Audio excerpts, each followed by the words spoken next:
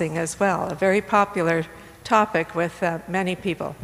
So without further ado, I'd ask if we could stand for a prayer, and we will begin. Our loving Father in heaven, we thank you for the blessings of Sabbath, how we have some time to gather and to fellowship with one another, to learn some new things, and to help us to be the healthiest we can be so that we may do your will here in this land and in this area. We thank you for your love and care for each one, and we pray that you will bless our brother Dale as he speaks to us this afternoon, and each one of us as we listen. We ask this in Jesus' name. Amen.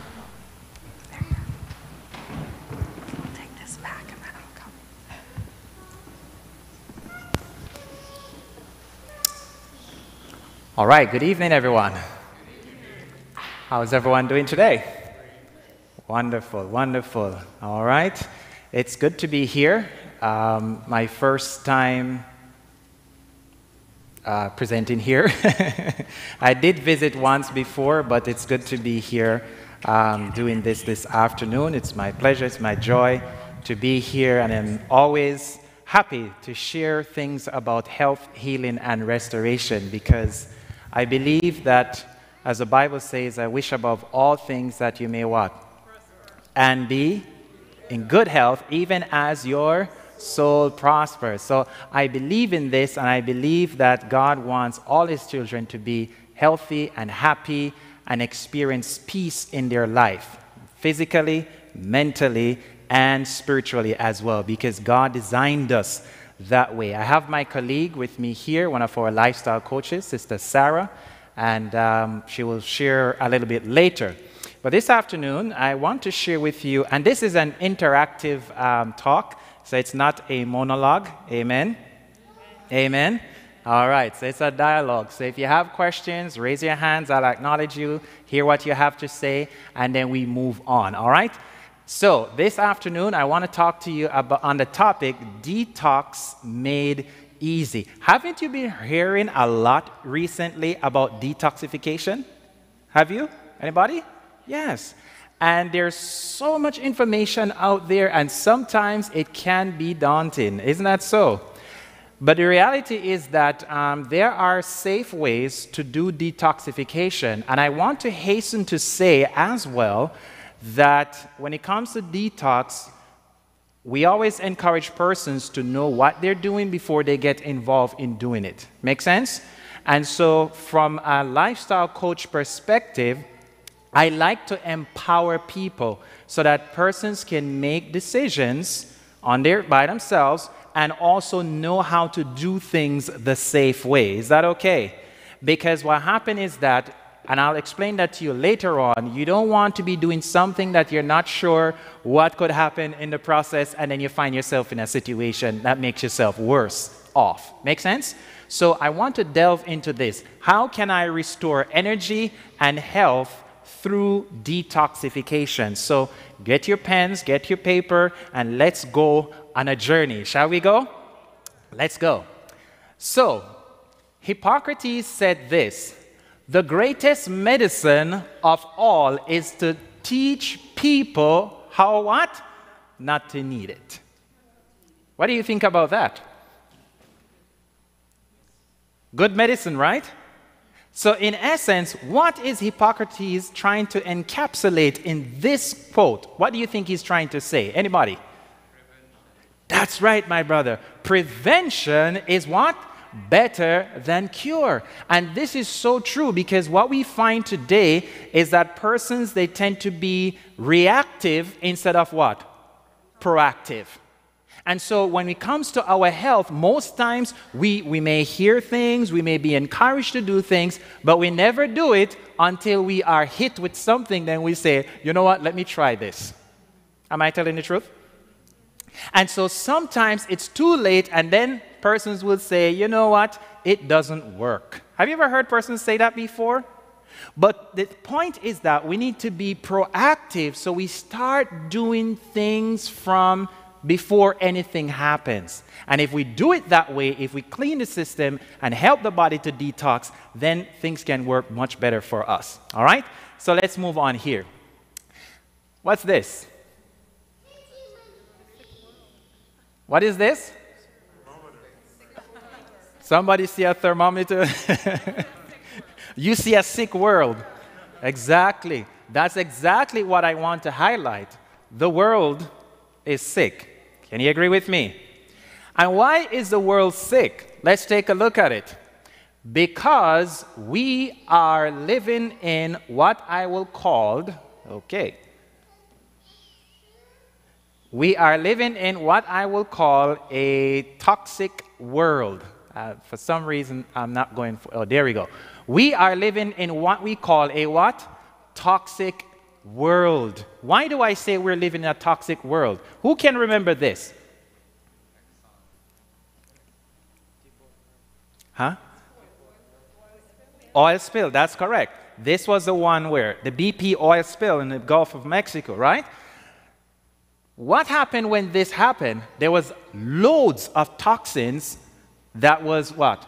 Released into the waters. And the air too, that's correct. And as a result, you find that fish was affected, wildlife was affected, birds were affected. You think about all this oil and toxic things that get there. Now, you think about this, but look, what about this one? Where do we find this? Almost everywhere, right? In our major cities, we have lots of industrial buildings emitting toxic chemicals in the air. Who can remember this one? Which one was this one? Fukushima, Japan. And you know what's interesting? I remember I was following the reports as they were coming out about Fukushima, and what happened is that, let me tell you what this is showing you first. First of all, this is showing you the travel time of the shock wave over here, but take a look at this. This is also showing you the pathway to which the toxic radioactive things came over to North America and even affected Canada on the west coast side. Now, what I was sharing with you here, when I was following the report, they said this, that fish was affected. What particular fish was affected? Tuna. And they said that they find that the radioactiveness of the radiation level of the tuna found in the tuna was exceptionally high, higher than the upper limit in both US and Canada. And here's what, not US and Canada, US and Japan. And here's what they said, which is interesting. They said, avoid eating what? Tuna. And before the week was out, guess what they said? It's okay. People are panicking, don't eat tuna. It's okay, you can eat it. I was blown away. I'm like, few days ago you tell us, don't eat it, and then now they're saying what? Eat it. Isn't there something wrong with that picture? And yet they're the ones who told us that the toxic level is super high. What I'm trying to help you to understand is this, that we have a responsibility, and follow me now, to take charge of our what? Health. That's our responsibility, to take charge of our health. The bottom line is this, our world is toxic. So what are toxins then? If our world is so toxic, and we're talking about detox, we need to know what toxins are. First of all, it says here, a toxin is a what? Chemical substance, whether of natural or artificial origin, able to produce what? Harmful health effects. Toxins will affect our health. It's as simple as that. Modern scientific literature calls it what? Free radicals. Now here it is, our toxic world. Here you can see the cities emitting toxins, cutting down the trees so you can't get to contain some of the toxic things. Here we have the sewage and people throwing things in the rivers, they end up in the sea, and nowadays there's a big problem with plastic. Have you recognized that? In many countries, they are banning plastic. the plastic bags. I think Ontario is going to do that soon. But I know in Quebec, when you go to the grocery stores, they're not giving plastic bags anymore simply because they're saying, we need to do something because the animals in the ocean are crying out. And so they're saying that they need to change that. Even in the West Indies, I was looking at something recently in a country like Jamaica, they are looking to ban plastic bags. And also foam, those styrofoams, cups and, and so forth. You were saying? No, I was going to say in my country, Kenya, when I went recently, my auntie was asking me to carry Ziplocs because there's no bag at all. They banned it. So my colleague who's from Kenya, she's saying that they are also banning plastics, and so even in Kenya. So this is a worldwide thing that is happening because now we are recognizing that something is going on with the things that we're using. All right? So we're living in a toxic world. Now here's what happened. Our world is bathing in toxins, and here's why, in chemicals. Take a look at this. 70,000 chemicals are produced in North America alone. 70,000, is that a huge number?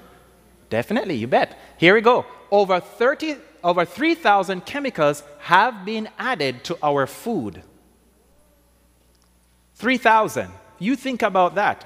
So what are we eating? The thing is, if we're eating things from a plastic, a tin, we gotta watch out. Are you following me here, saints? You gotta watch out because you never know what chemical is in there. All right, let's move along. There are more than 10,000 solvents, emulsifiers, and preservatives are used in food processing. So in processing food, they're using different things, chemical things, and these things can affect and is affecting person's health today. And I'm telling you, it is something when you think about it, this toxic world that we're in. All right? Welcome, welcome. All right? Okay, so take a look at this one. All right, here we go. About 1,000 new chemicals are introduced, what? Each year. So think about this. If 1,000 new chemicals are introduced each year, in the last 5 or 10 years, how many chemicals have been introduced? Huh? 10,000, right? So where are all these chemicals going? Where are all these chemicals going? The chemicals are going where? Some going in the air, some going in water. What else? In the land. In our bodies. How is it getting in our bodies? The food. The food. How else? How else will it get in our body? We breathe it, all right? Water? Yes. Yes. Everything we wear is made over in China. Right. How many millions of chemicals are they producing? Well, that's why I try to emphasize that so you can get what I'm saying. Over there, that's where we produce. Exactly. And that research, I don't have how much is being produced over there. For sure, it would be interesting to know because guess what? We need to know where our everything is coming from and have an idea of whether or not this is safe for use, for consumption, or for even wearing as well. All right, let's move on. So you get the picture that we're bathing in toxins. So let's talk about how does toxins originate? What's the origin of toxins? Because it is important for us not just to know what toxins are, but to know where they originate from. Okay? So, here we go. You have two types of toxins. One is called endogenous toxin. This is toxins that is caused from where? Inside the body. All right? And I'll explain that. And then you have exogenous toxins. That's toxins that's caused from outside the body. So follow me now. Let's talk about internal toxins, endogenous toxins, toxins from within. You see, what happened is that during the normal function of the body, when the body goes through things like stress, and so it will produce certain series of chemicals that, these can naturally be eliminated through breathing, through the stool, and through the kidneys, through urination. Adequate elimination of these toxins will not affect a person's health. So in other words, what I'm saying is that God has designed our body to what? Eliminate toxins. That's from internal origin, even from external as well. So some of the examples of endotoxins, internal toxins, that is produced under stress, like uric acid, creatinine, and free radicals. These are internal pollutants, internal toxins.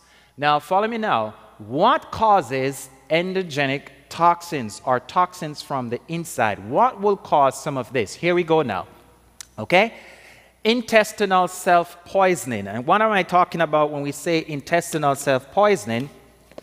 I'm talking about when persons consume meat, animal products, then that can slow down your digestive system as well, because in animal products, there's no fiber. And so that too takes a long time to go through the system. So that's one way. The second way is, what's the second thing? Constipation. Constipation. We all know what constipation is, but allow me to share with you some things about constipation here, because one of the things that you never want to happen to you is that you get what? Constipated. Now, let me ask you a question.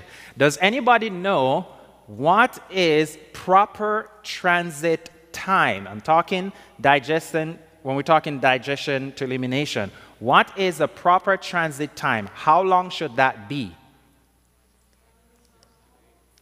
1.5 hours? Oh, wow, that would be so fast, sis. That'd be like here to here, that'd be like flying through, like a jet. I understand what you're saying, though. Yes? 45 hours. Okay, all right. Let me say it another way. I'm talking transit time from here to here. All right? Transit time is different from digestion time, okay? Food takes just about 4 to 5 hours to digest. All right? So that's not what I'm talking about. From here to here, how long should that be? It also depends on what you're eating. So meat will take longer. Okay. Is it like, for example, fruits and veggies might take about a day, and meat might take a little bit longer? Okay.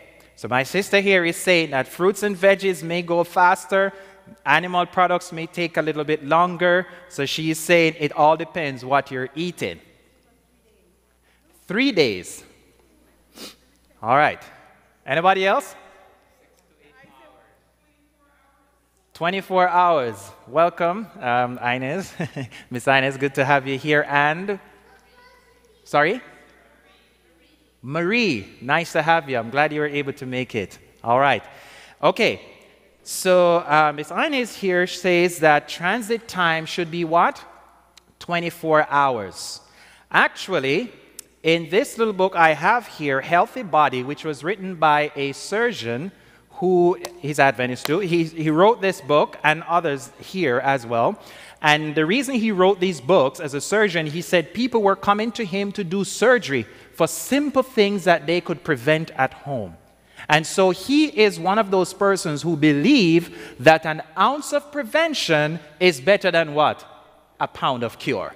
And so here is what he says. He says that proper transit time should be between 18 to 24 hours. So what does that mean?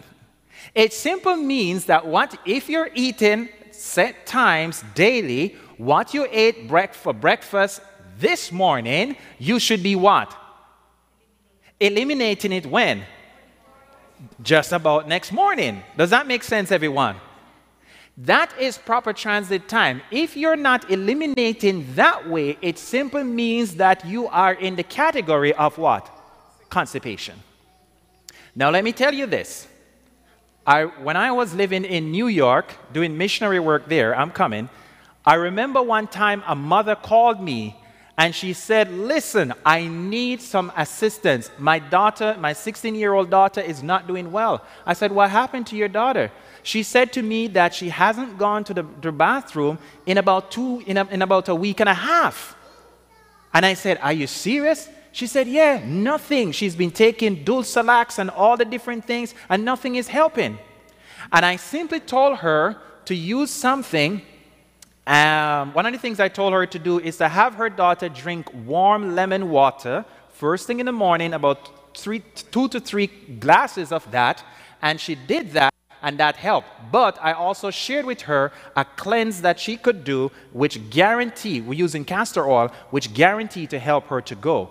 Now, with this type of constipation, the young lady was having serious pains and discomfort. Because if you have things sitting in your intestine for that long, you're gonna have issues. Are you following me here, saints? Now, because we're talking about toxins, what I want to help you to understand is that if you're constipated, it's gonna cause you, while that stool sits there, it's gonna reabsorb the toxins. So instead of the toxins what? Eliminating, the body is now what? Reabsorbing them. Yes, you had a question? According to your time of from eating to Yes. that means that you want to pass your stool once per day? No, and I'm saying that. You should pass your stool just about, if you're eating on time, you should pass your stool every time you eat, basically, or sometime around that time. Because they say if you have breakfast today, tomorrow when you pass stool, it should be the breakfast pass out. Yes, the waste from the breakfast, yep. So if it's at that time, the waste from the breakfast pass out, what time did the dinner pass out? The time when you ate dinner. They wouldn't that be once a day? I never said you should go once a day. You should go, if you eat 2 meals a day, you should be going 2 times a day at least. If you eat 3 meals a day, you should be going 3 times a day. Yes, that I know what is talking about the breakfast. We say if you eat the breakfast the next morning, that's what you should be passing out. Right. And then when lunchtime comes, you should be passing lunch. And when dinner time comes, you should be passing dinner that you had. Right? Remember, 18 to what? 24 hours. Now, here's what you could do. Simple thing. If you want to check your transit time, what you could do, you could take some charcoal, a good amount of charcoal. We all know activated charcoal, right? You could take some activated charcoal, like before you have your breakfast, okay? Just drink some water with about a teaspoon, 2 to 2 teaspoons of activated charcoal. Anytime you go to the bathroom and you see that charcoal coming out, that's when breakfast came out. Another way some people do is sesame seed. They just eat quite a bit of sesame seeds. And once they go and they start seeing the sesame seed, they know that. Some people, 2, 3, 4 days before they see that breakfast. I'm telling you. And for some, it could be weeks. Now, when you think about this, you see some persons, now understand that different persons have different issues, so not everybody that have a bulge here means that this is what is happening to them, okay? I just want to be clear. Now you see some persons with an distended stomach. Sometimes that could be backed up stuff that is there that is just not eliminating the way that it should, okay? So keep that in mind. So here's what happened now.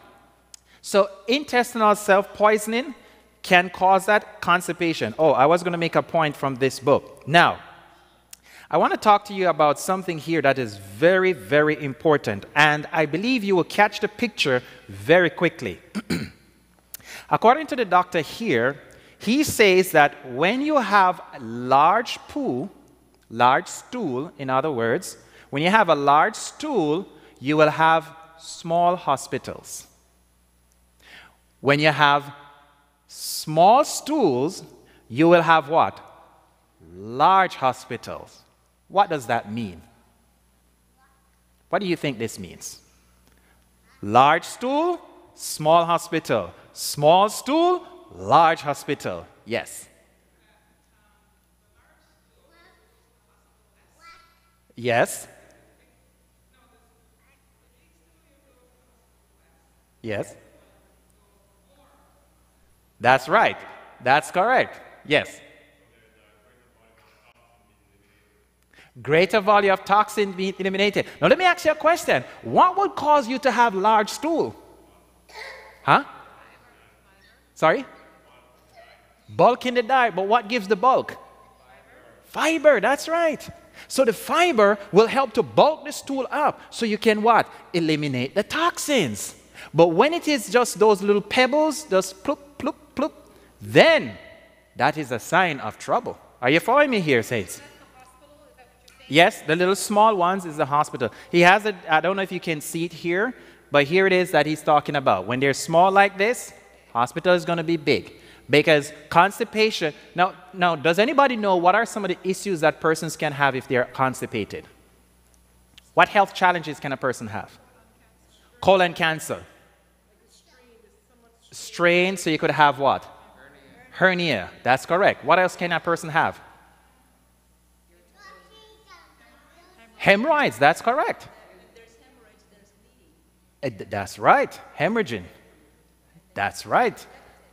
So there are a slew of things. Colon cancer, colorectal cancer, they're finding that constipation is a known culprit when it comes to these types of cancer. So what type of stool do we want to have? Big stool, right? And how are we going to get that? Fiber. And where do we get fiber? Plants. Huh? Grains, fruits, vegetables. So we need to eat these in what? Abundance. Yes. I think it depends on the consistency of the stool, right? It's supposed to be soft on the stool. Yes. Because some stool are just big, but it's not soft. Right? Yes. Yeah, you're solid about that. You know, I like how he I like how he sets this up, because even here he shows you, depending on how the stool look and the color will determine what is happening on the inside. It gives you that idea. Now, here's another thing while we're talking about that. You know that the way that God designed us physiologically when we're eliminating is not the way that our modern toilets are made, right? With the modern toilet, it's made just almost like you're sitting on the bench. True or false? But is that the proper physiological way to eliminate? Is it? No. Does anybody know what's the proper physiological way to eliminate? What do you call it? Asian squatting. Huh? I must demonstrate it.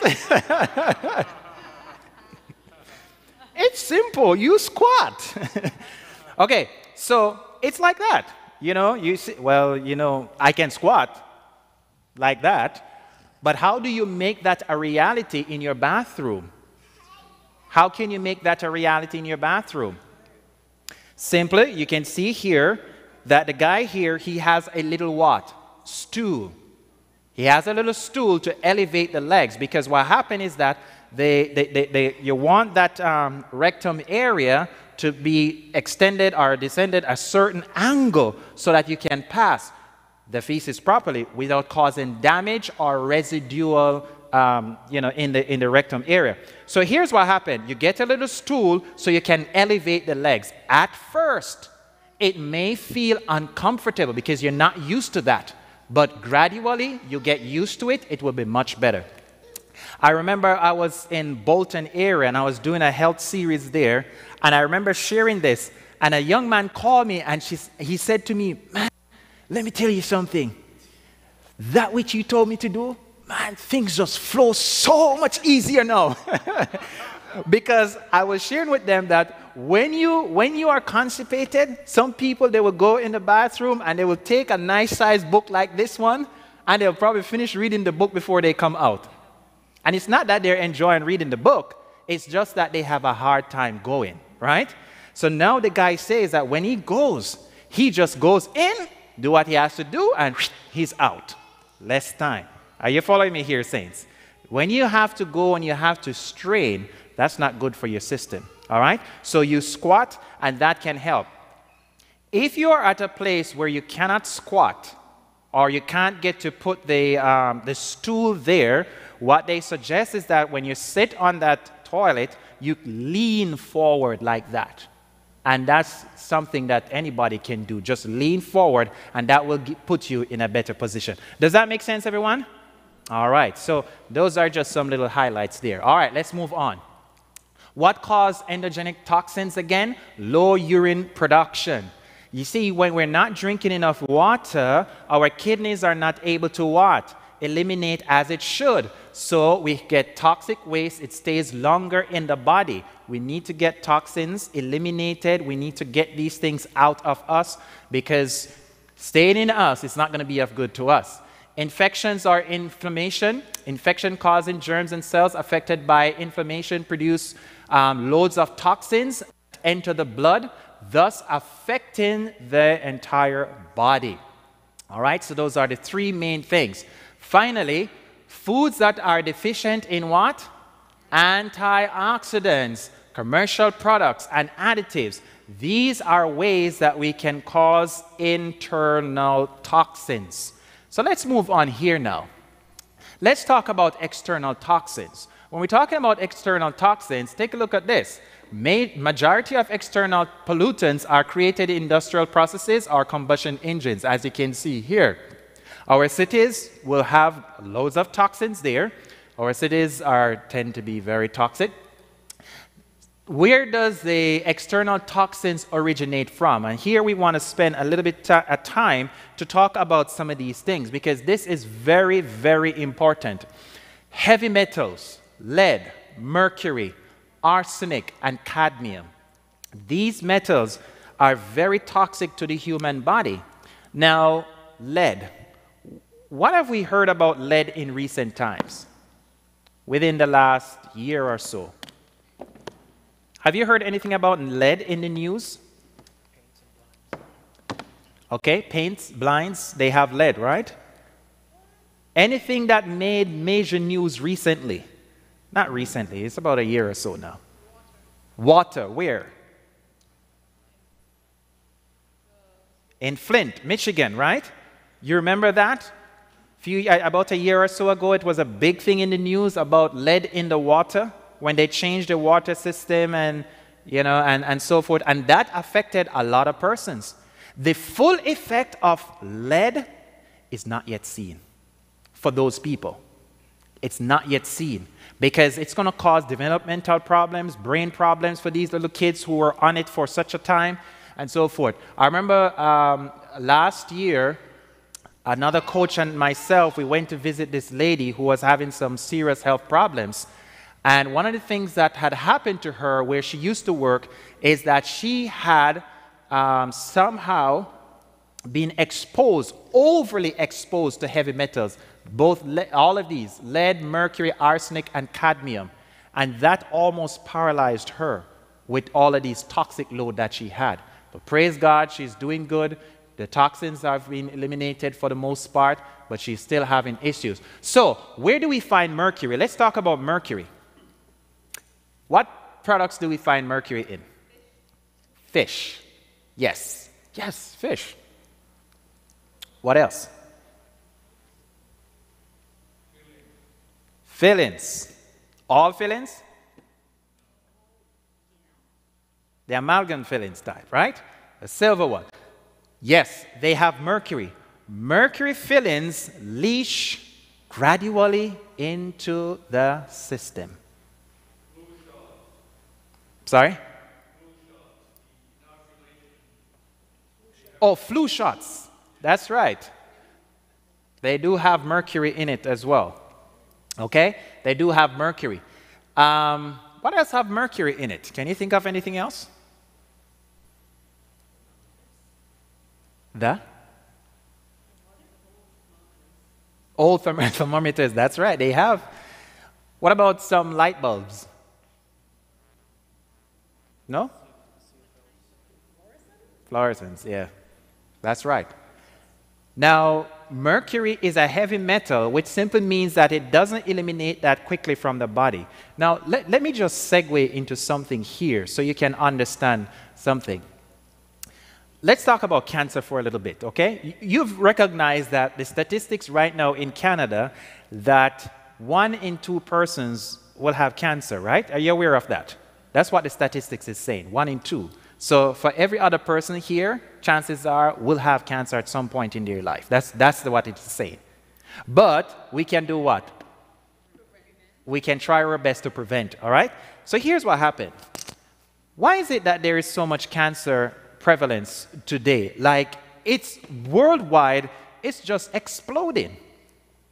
Now, I'm not saying that this is the reason or the only reason, but I want to explore one part because there's a lot we could talk about when it comes to cancer. Many times when we think about health, there is something that is oftentimes neglected, and that is oral health. Are you with me?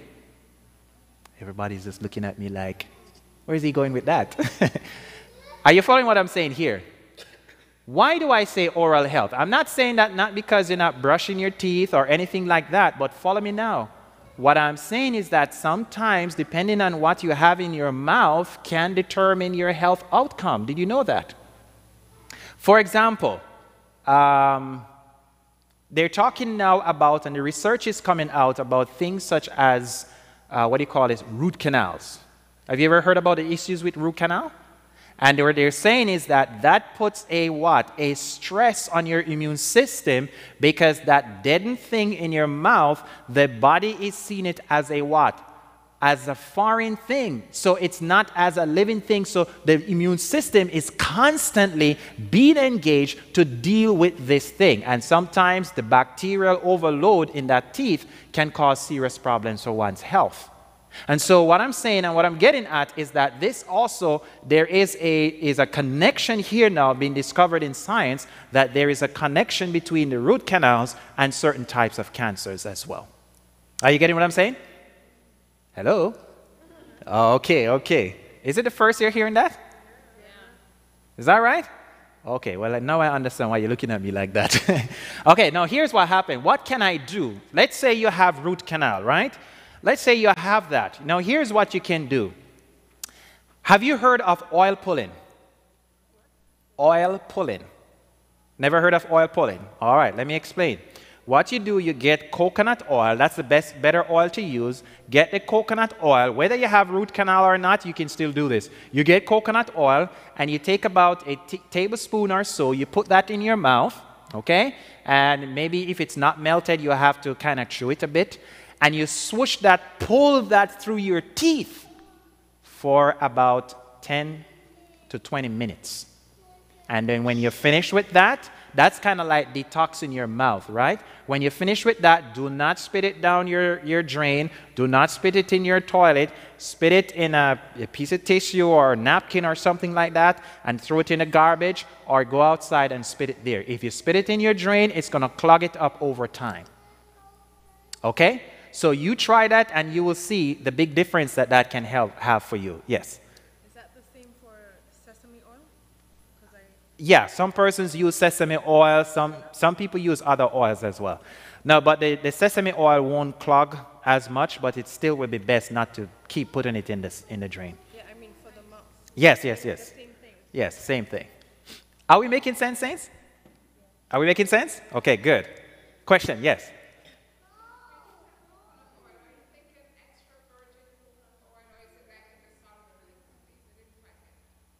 Extra virgin coconut oil. No, the solid one. Yes. Yeah, you chew on it first to get it melted, and then you swoosh with it. Okay? You pull it through the teeth. Yeah. I mean, you know that at room temperature, it's just gonna solidify. Especially if you get even below room temperature, then it gets solidified. All right, let's proceed here. Toxins of external origin continues. There's something that's called persistent organic pollutants, or POPs. These are things that degrade slowly, all right? Degrades very much slow, all right? Now, here's what happened. These compounds are known as what? Hormone disruptors. So what you find is that a lot of times you find that even today, the rise in breast cancer that is estrogen or hormone driven, it's on an alarming rise. And sometimes it is the POPs, these hormone disruptors, that gets into one's body, into one's diet, that is causing this. Where do you find these POPs? You find them in household cleaners, industrial and agrochemicals as well. Here are some examples of POPs. DDT, BPA. We've heard of BPA before, correct? Bisphenol A. Where do we find that again, real quick? Plastic. Where else do we find it? Where else do we find BPA? Huh? No. Okay, here we go. Sorry? I'm not sure about that one. All right. Okay, so water bottles, yes. Yeah, plastic bottles. Okay, so here's what happened. If you have, when you take your water bottle, if you see 7 on it, then you want to avoid it. Because they're saying that that's the one that tends to have the BPA, 7. Okay, you know when you look at the bottom of the bottle, right? And they have numbers in a little circle like, yes, that's avoid that one. Anyway, so BPA, let me share something with you. Let me tell you about BPA first, and then I'm going to tell you something that's going to totally blow your mind away that has BPA. What BPA does, BPA is what you call an endocrine disruptor.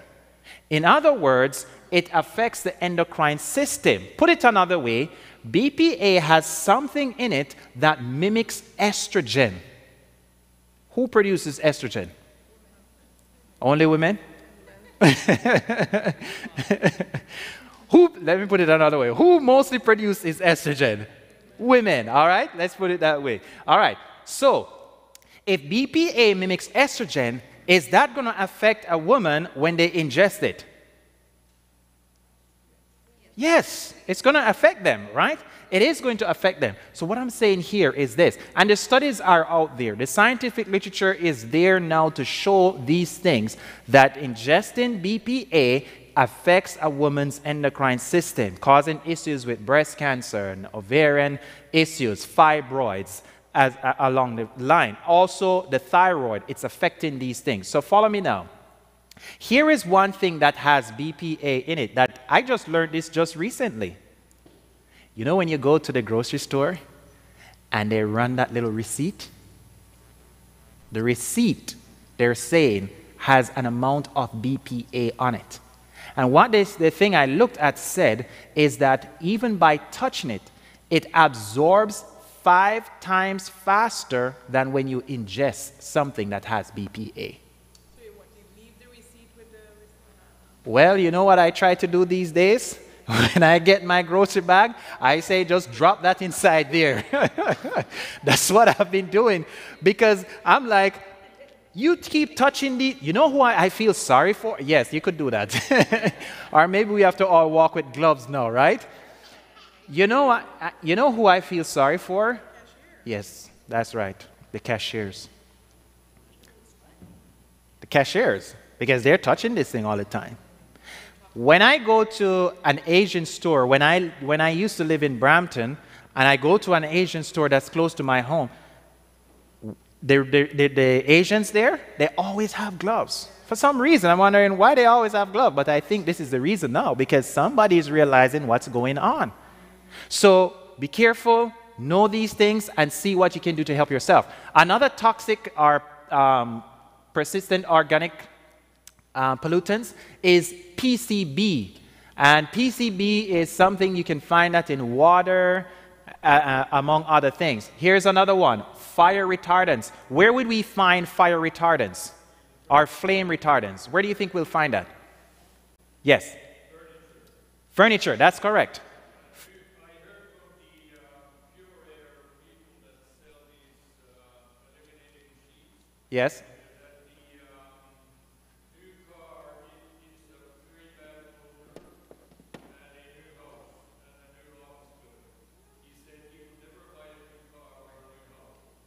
Because of the toxic chemicals that is being emitted. That brother knows what he's saying. Let me tell you this.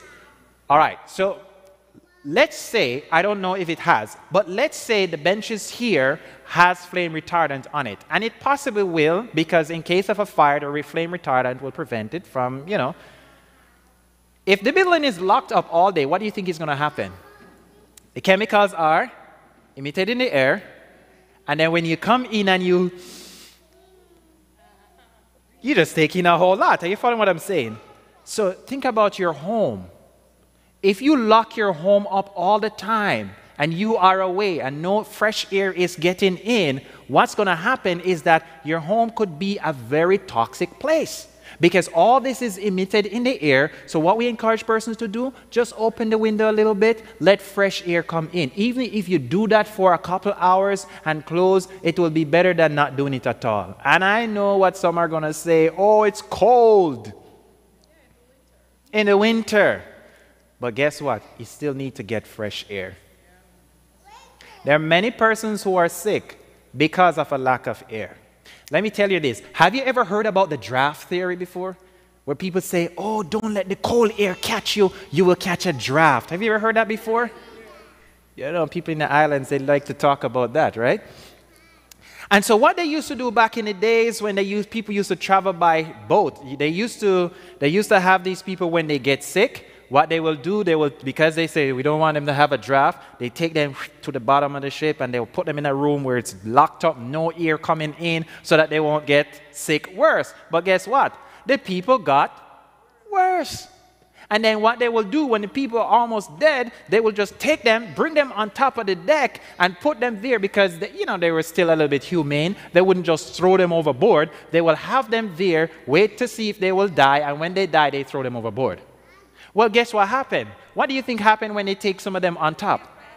They got better because they were getting what? Fresh air. Fresh air is important, and especially when you're sleeping at night, just crack that window open so you can get that. Non-stick coating. So those are those pots and pans that have this non-stick coating. Those have toxic chemicals in them. Let's press on. Toxins of external origin. Toxins of external origin. Here we go. Drugs. And we're talking all forms of drugs. Food additives. Let's talk about food additives. What are we talking about? Artificial sweeteners, synthetic colorants, flavor enhancers, and preservative. Can anybody tell me a flavor enhancer? MSG. That is correct. Monosodium glutamate. And let me tell you, MSG is toxic.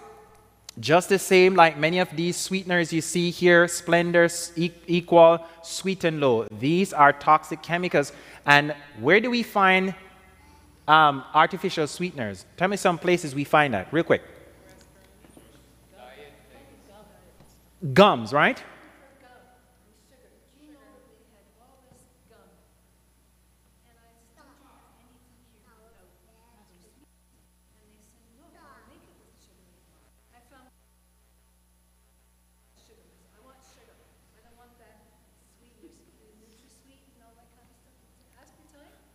Aspartame, yes. Yes, aspartame is deadly. Now, let me tell you something, Saints. Let me share this with you. I have a book here called The Natural Remedies Encyclopedia. Anybody ever see? Oh, you have it. All right, good. You have good stuff, right? You have it too? Amen, good. Let me tell you, you see this right here? Man, I tell you, if you ever know the stuff that is in this, one of the things I like about this particular edition is that towards the back, it has close to 100 pages that talk about harmful substances, like harmful chemicals and so forth. Whether it's in food, in clothing, drugs, or wherever, it covers it here. And what I like about what this gentleman did, he actually gives you the science and the development of where did these things come from and when did they start using it. All right? So here he talks about the effect of aspartame, and he shows you when aspartame is heated, it forms methanol, and it goes through the process and tells you the end result of this is that it makes something in your gut called formaldehyde. Is formaldehyde toxic? You bet it is. Is formaldehyde cancer causing? You bet it is. So when people take that cup of coffee or tea or whatever they're drinking that is hot and they dump that sweetener in it, the end product is going to be formaldehyde in the system. So, and that's going to cause serious effects for the health as well. All right? So did I see a hand? Yeah. Yes. Okay, I'm just relating to MSG. MSG, yes. Dr. called at one point and he said that the MSG is, the way they make it is similar to how they make rat poison. So it's like something, it's similar to what they call rat poison. It's similar to that, eh? Yes. In fact, as you talk about rats, when you look at what they do with MSG, it makes your taste bud do gymnastics, right? That's what it does. So it feels good. Now, here's what happened. When they want to fatten rats so that the rat can become obese, so that the rat can have diabetes, so they, in experimental labs, you know what they give them to get them fattened up quickly? MSG. MSG. So do you think that consuming MSG will cause someone to put on excess weight? Yes. Huh? Okay, so let me explain what happened. What happened is this, that once you ingest MSG, it's almost as if it causes your insulin to fire more, right? So it's going to push more sugar into your cells. Okay? So that's what is going to happen once you ingest it. And that in itself will cause you to start to put that weight on. Okay? And on top of that, MSG causes you to eat more as well. It causes you to eat more as well. All right? So that's the point there. Okay, let's move on here. So artificial flavor, artificial sweeteners. Oh, by the way, let's talk about coloring. Coloring, food coloring. Who uses food coloring, right? Nobody uses it. In manufacturing? The bakers using it? You mean me? Oh, okay, bakers. Okay, not baker. I'm just playing with you. Yes. You were saying? It's common to use food coloring in anything that companies make for food. Yeah. Have you ever seen like those nice blue, like sky blue drink? Don't they look good? And sometimes they have some really nice colors, Come on, admit it. Am I telling the truth? They look good. But when you read the ingredients, you see yellow this, blue this, that. Now, here's what happened. Don't quote me on this, but if I remember correctly, it's between red and yellow, one of them. They say that it causes hyperactivity in children. It's yellow? Yellow 5, that's correct. That's right. Hi? Yellow 5, that's right. You got it, man. All right, so even he gets it already, right? All right, so here's what happened. They say it causes hyperactivity in children. So one of the things we tend to encourage parents to do is to avoid giving the children the artificial juices and give them natural juices. Am I making sense there? Because we see these kids, they're just bouncing off the wall all the time. They're just like always going, and then they say, oh, they have ADHD. And then what happens once they start to say they have ADHD? What do they give them? Ritalin. To kind of calm them down. And then a whole cycle of things that start to take place there that I'm not going to get into. But the point I'm making is that we need to keep these things in mind, look and read our labels to see, am I putting toxic things in my body? Because you and I could be experiencing challenges in our health, and it could be the very little things that we're overlooking that is causing the issue for us. Yes? Red. Mm-hmm. Yes. Yes. They also say if you're using red is actually a synthetic. You have like paper bags just got black and red colors, words on it. Right. Black we say it's for soy and that's okay. Mm-hmm. The red is chemical and it's very bad. Right, so we have to be careful how we interact with that, right? She was talking about the colorings, and she was mentioning that with red, how red number 2, red number 4, you said is taken off the market. They use red number 4, but red number 2 is taken off the market because they find that it has adverse effects upon the health, right? So that's what she was highlighting here. Okay, yes, brother, you had your hand up? I was just going to say, yeah. Oh, the same thing. So in general, food colors are... Yeah, food coloring are carcinogenic. That's correct. All right, let's talk about psychoactive drugs like tobacco, alcohol, etc. Those cause toxins from outside, and there you go, alcohol, cigarette. And we know that cigarette has over 200 different chemical substances in them, away from the nicotine that can have adverse effects on the body. Now, let's keep talking about toxins of external origin. Now, let's talk about this one now, genetically modified foods. Because what we find today is that when we go to the grocery store, well, let me ask you, hey, I'm new here in Canada, okay? I'm kind of new in Canada, so help me here, kind of new, all right? So before I go there, let me take my brother here. Yes, Brother Bourne. Drugs, yes.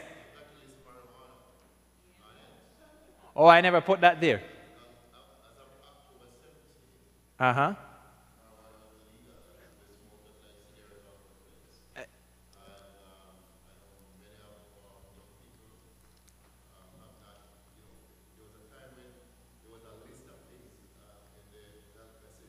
Yes. Yes.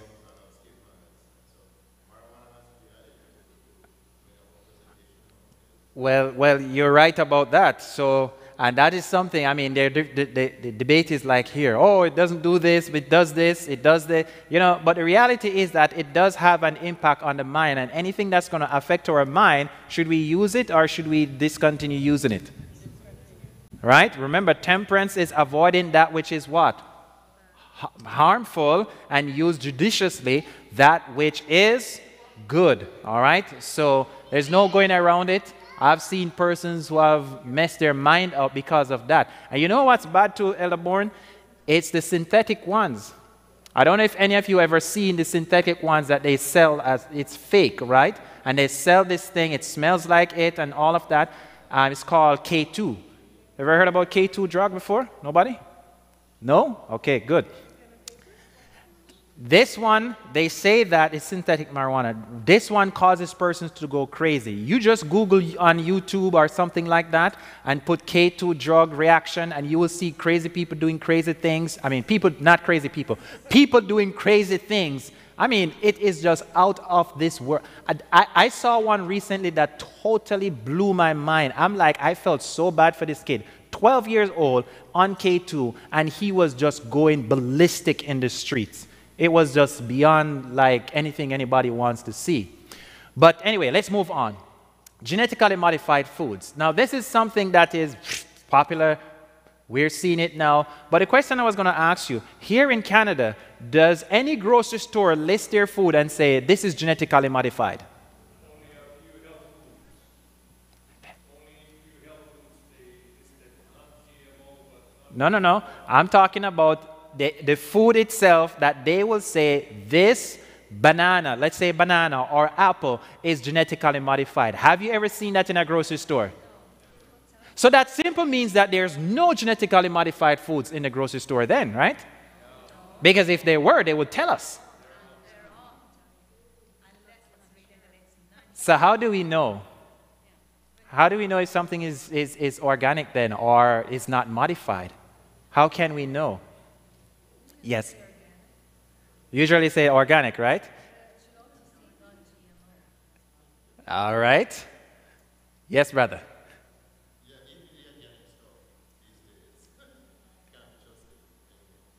Well, you have a point there because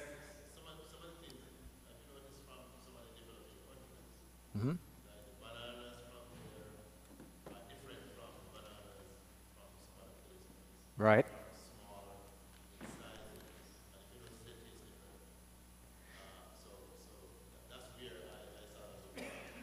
Okay, yes. But just to note too, though, you know, they're different, they have different species of bananas too.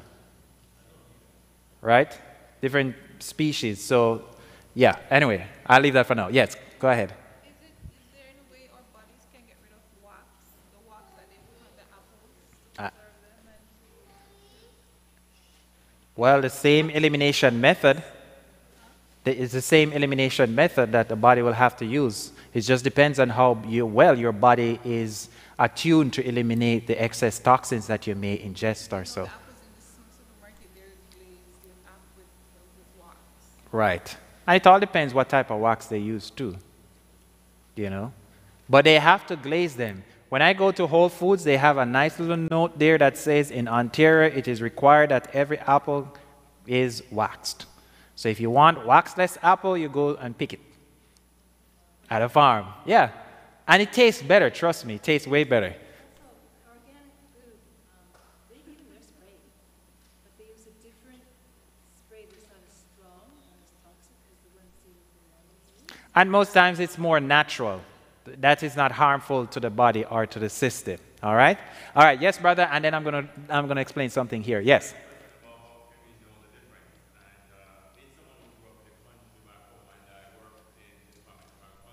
Okay.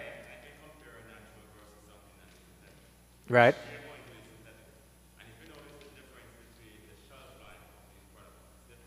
Mm-hmm. Mm-hmm.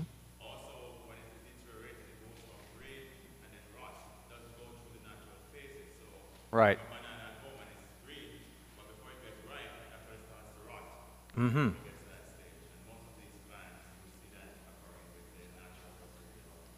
I appreciate that. Yes, my brother.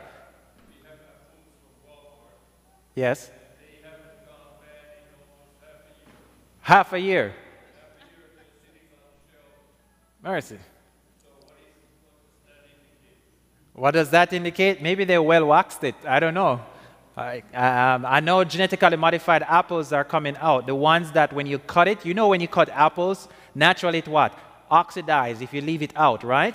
So now they're genetically modifying it that when you cut it, it will still look nice and crisp. Yes, that's the one that's coming out. And they're not going to tell you that, okay, this is the genetically modified ones.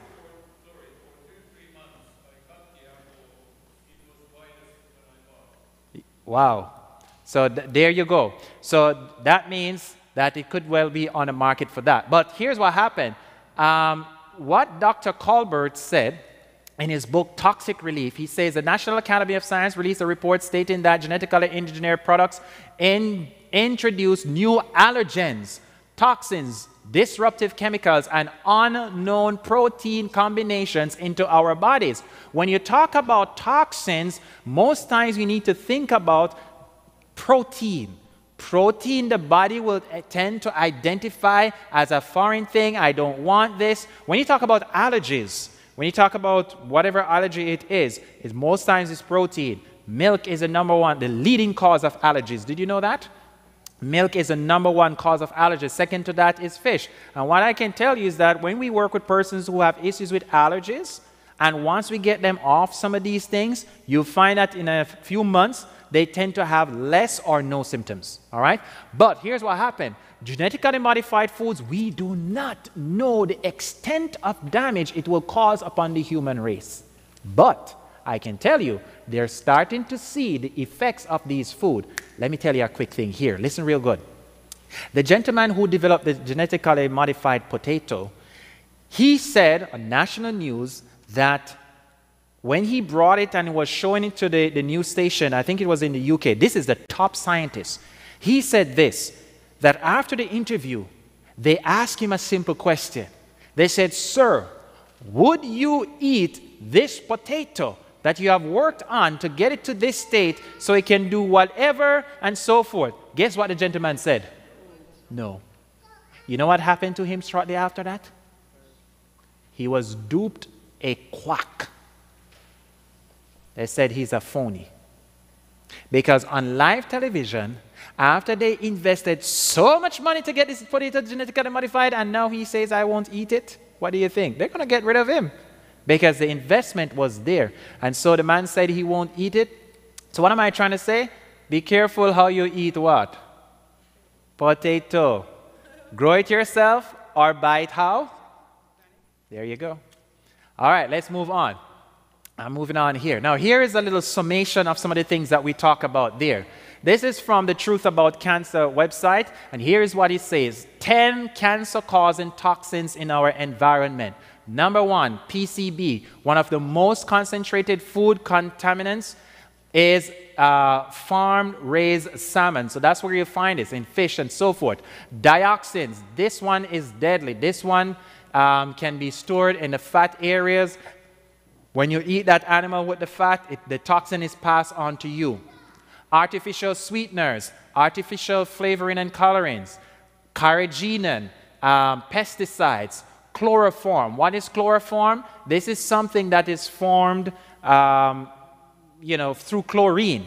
Chlorine, so if you use your water and your water has chlorine, that can have a toxic effect upon your body, upon your system, all right? Chlorinated water, which most times you find in the city. Heavy metals, benzoate, all right? Benzoate, and partially hydrogenated oils. Partially hydrogenated oils, you'll find that in like shortenings, margarine, and so forth. And I don't know if you've ever heard that they said that margarine is one molecule short from being plastic once you ingest that.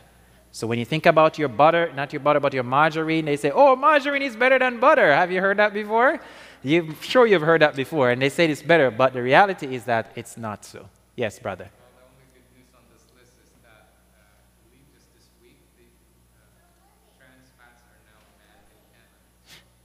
Oh, it was this week. It started.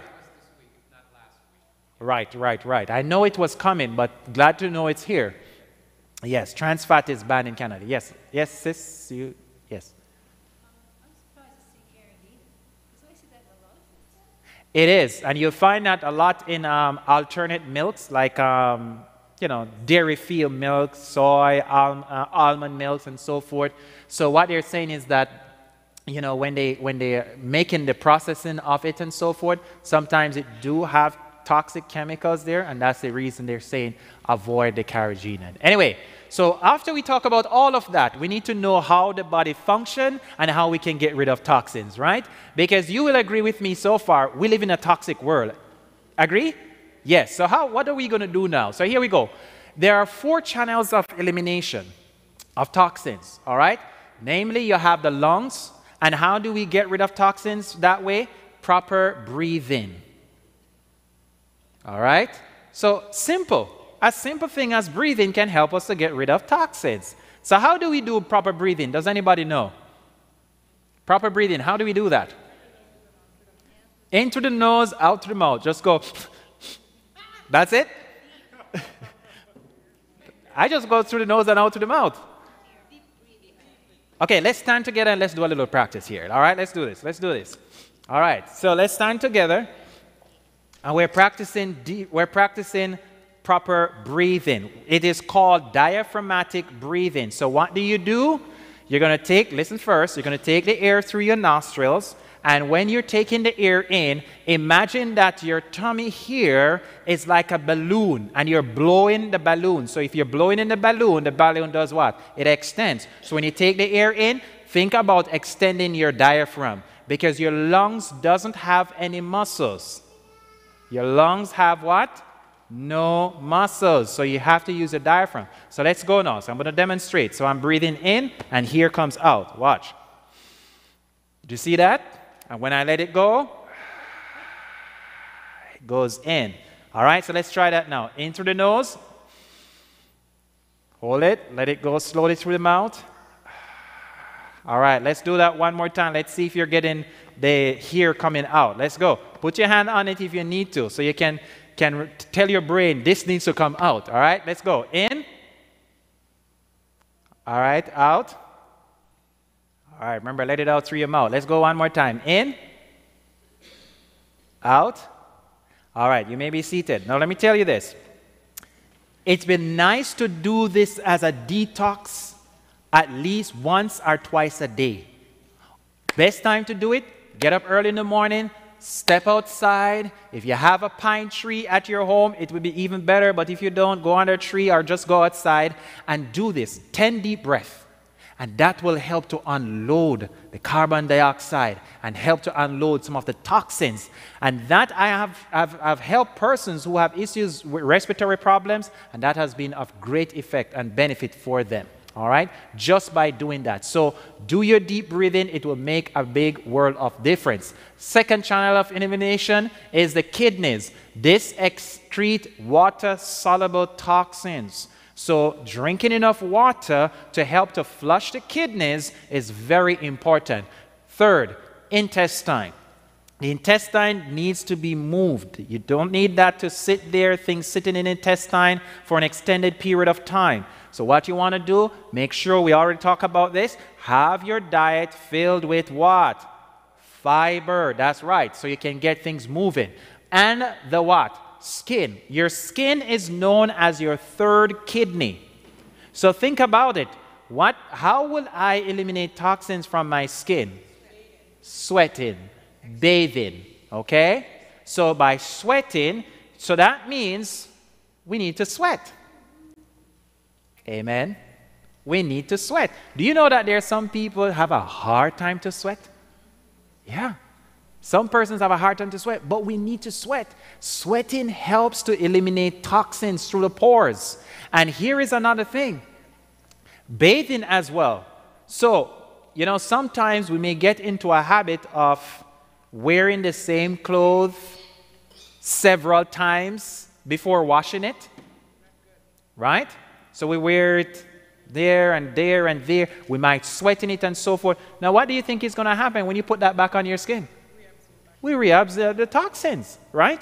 So keep that in mind. So sweating. Now, notice I didn't mention anything about the liver.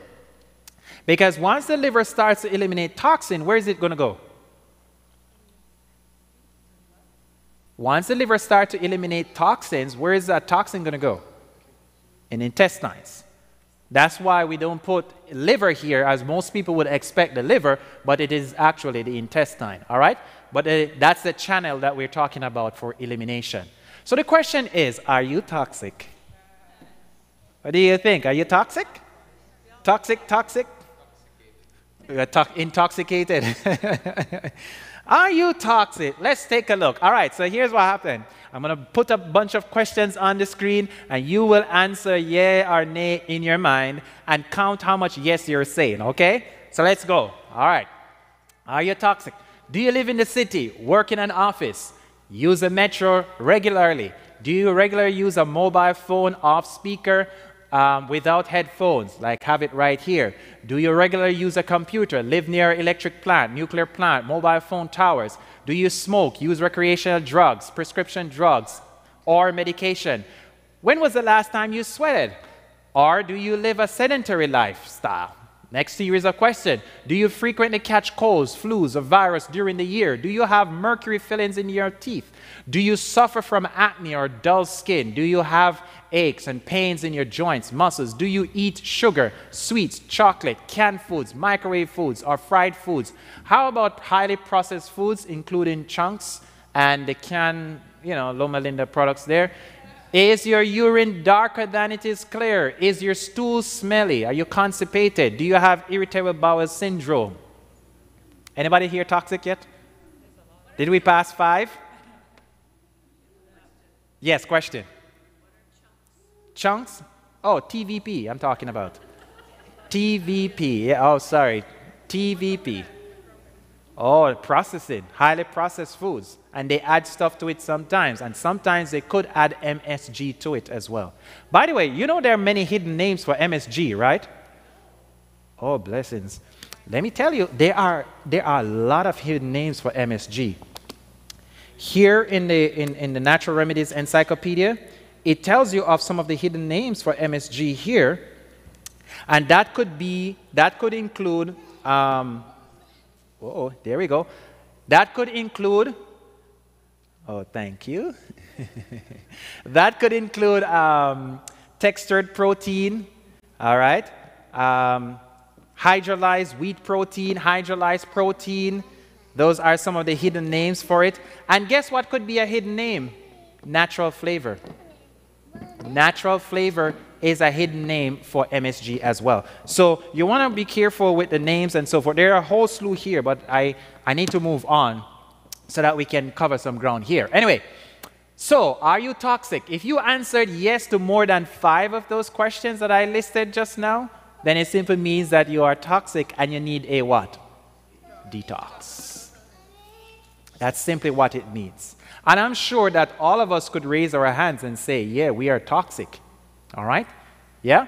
Because we do have and live in an environment that constantly put toxins there. So take a look at this little diagram here.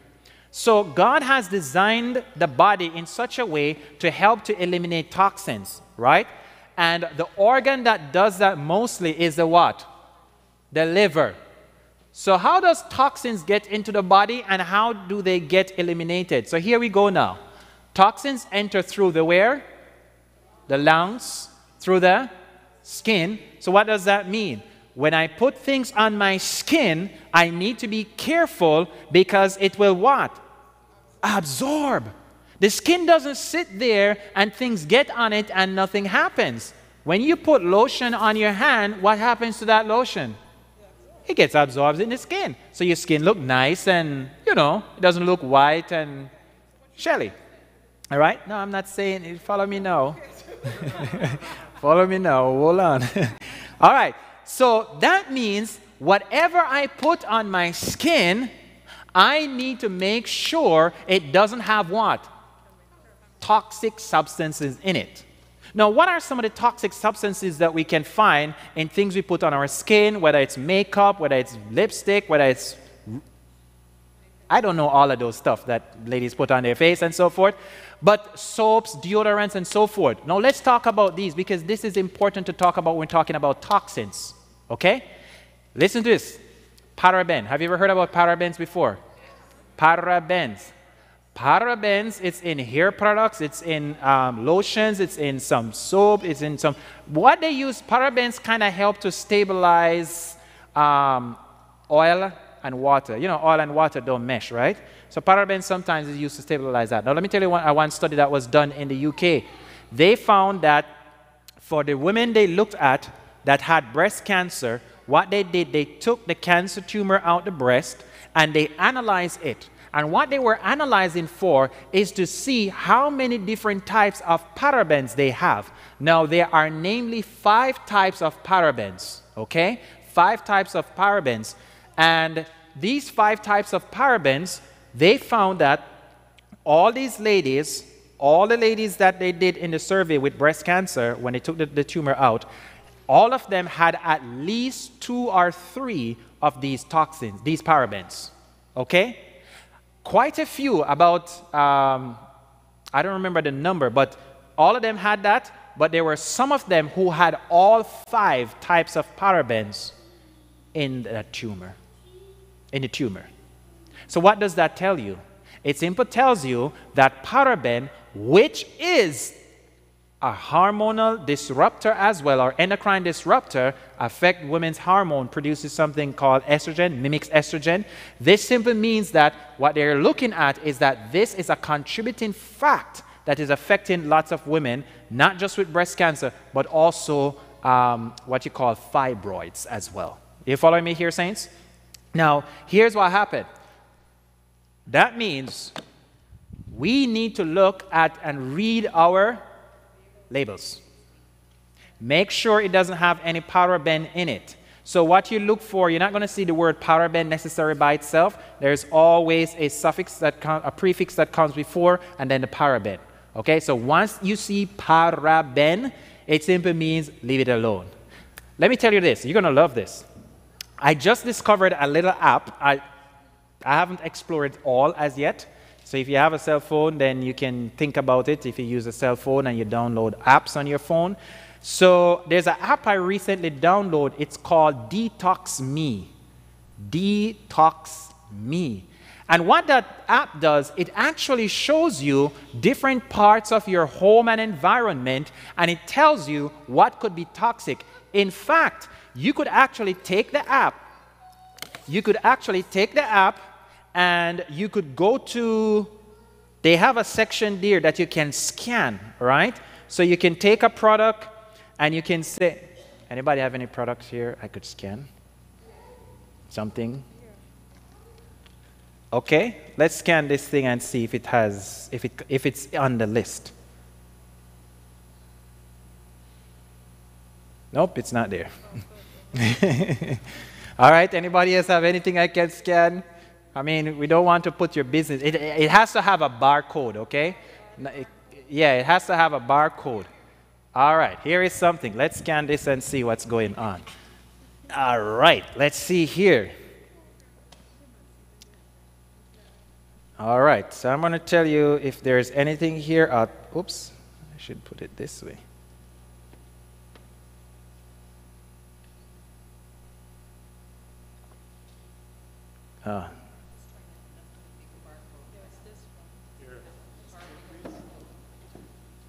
Yeah, it's not getting this one. All right, let's try this one here. Probably will get it. There we go. Nope, didn't see it here. Not because it's not there doesn't mean it has nothing though. You know what I mean? So let me try this one and see. All right. And you know what? It's a US app, so maybe things that are Canadian. I mean, I'm getting so many things to scan here. All right, let's try everything that we can find. All right. But the thing is, okay, this doesn't have a barcode, so I can't use it. You could actually type and search it. It doesn't have a barcode, all right? All right, let's try this one and see. No, I can't. I had nothing here. All right. Let's try. This is the last one we're going to try. Let's see if there's anything here. Now, like I said, you can actually, thank you, and it's not there. I didn't see it. You can actually type it in and see if it will find it, because what happened is that the way Canada might use its barcode might be different from how other countries, I mean the US might do, and because this is a US app, so you may or may not find it there. I went in my house and I started to scan some stuff when I saw it, and I had a few stuff, because sometimes I order stuff from the States, and I saw a few things come up, and I'm like, oh wow, I didn't know this one. Because, you know, there are other persons who are researching and putting the information out. And I said, okay, that's it. I said to my wife, no more, we're not going to use this anymore. Because there was something in it that they said was harmful. So we decided that we're not going to use that product anymore. And that's the good thing about it. Anyway, so the app is Detox Me. When you go home, have fun with it and find it and use it and do whatever you need to do with it there. Okay? Let's move on. Are we making sense there, Saints? All right, good. Yes, let's go. Most ladies, they shave. Mm-hmm.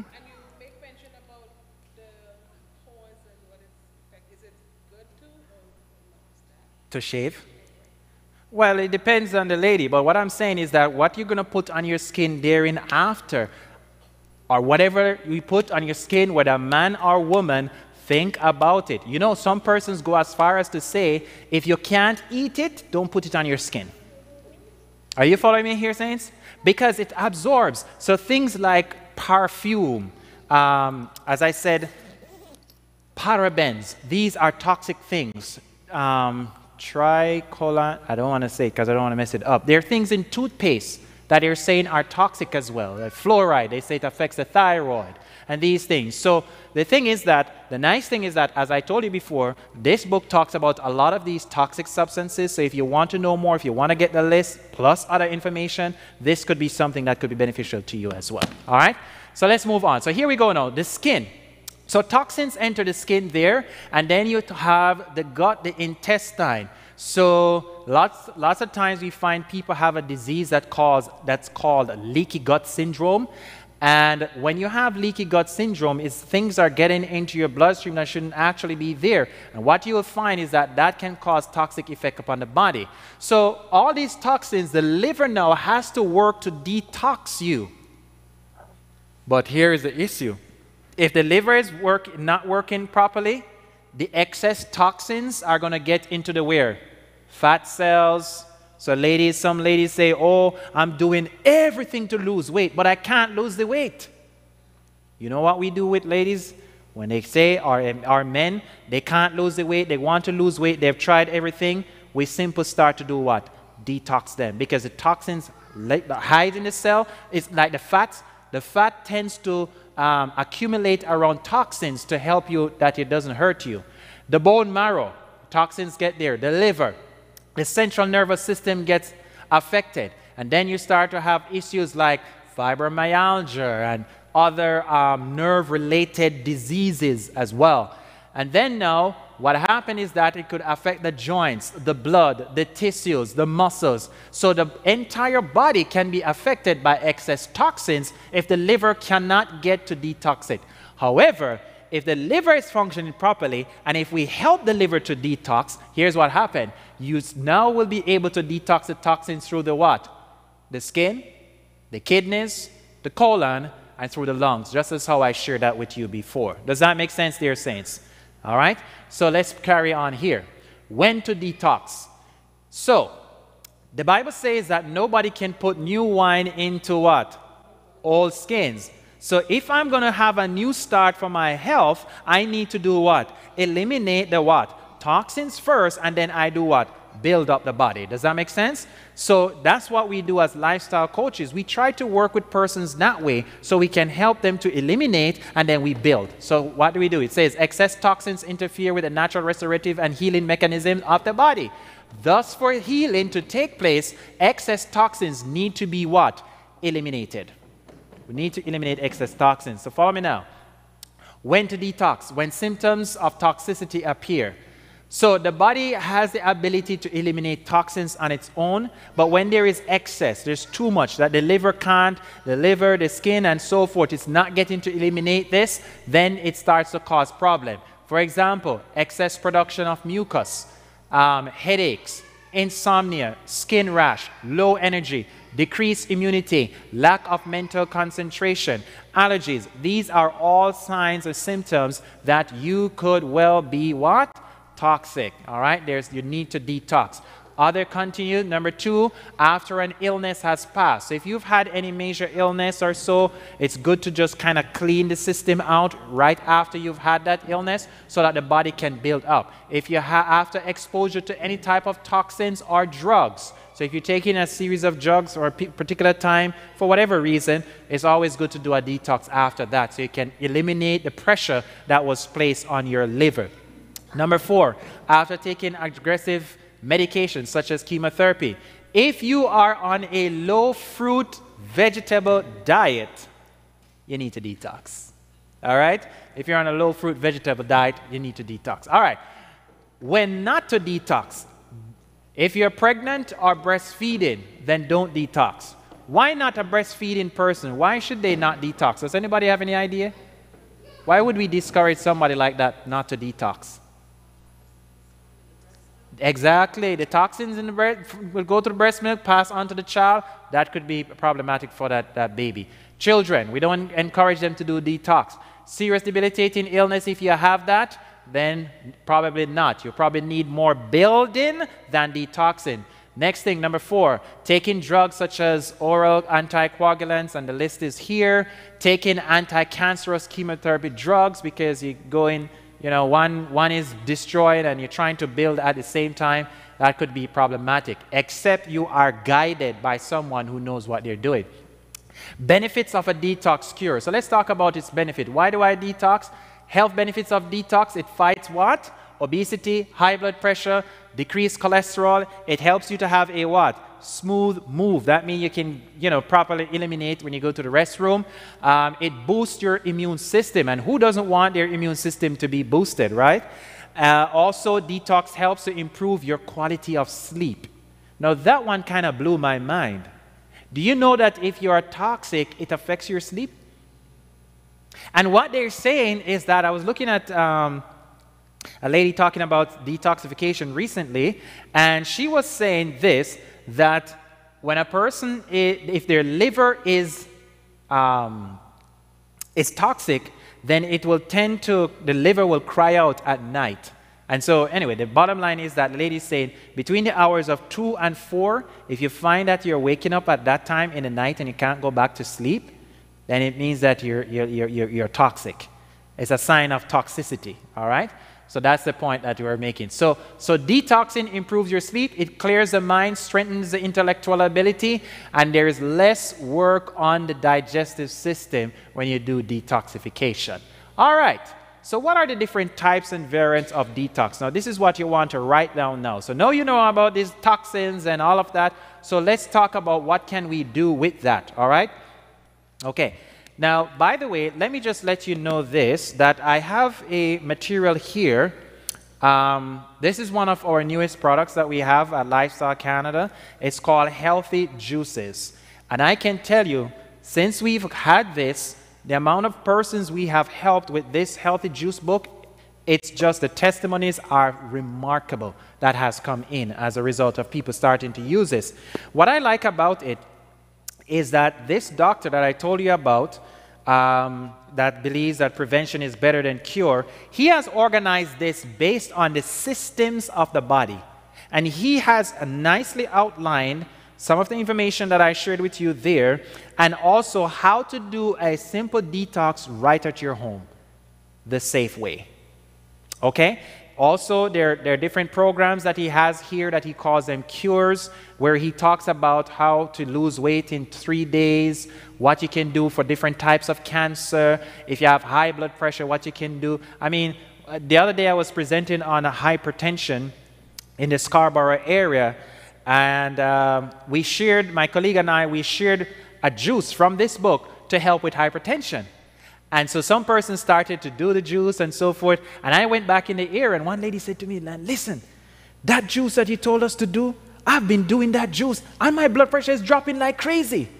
I said, oh, blesseds. Because the fact is that it is what? It's working. So what I'm saying, as it is said, Hippocrates says, let what? Food be your, and medicine be your.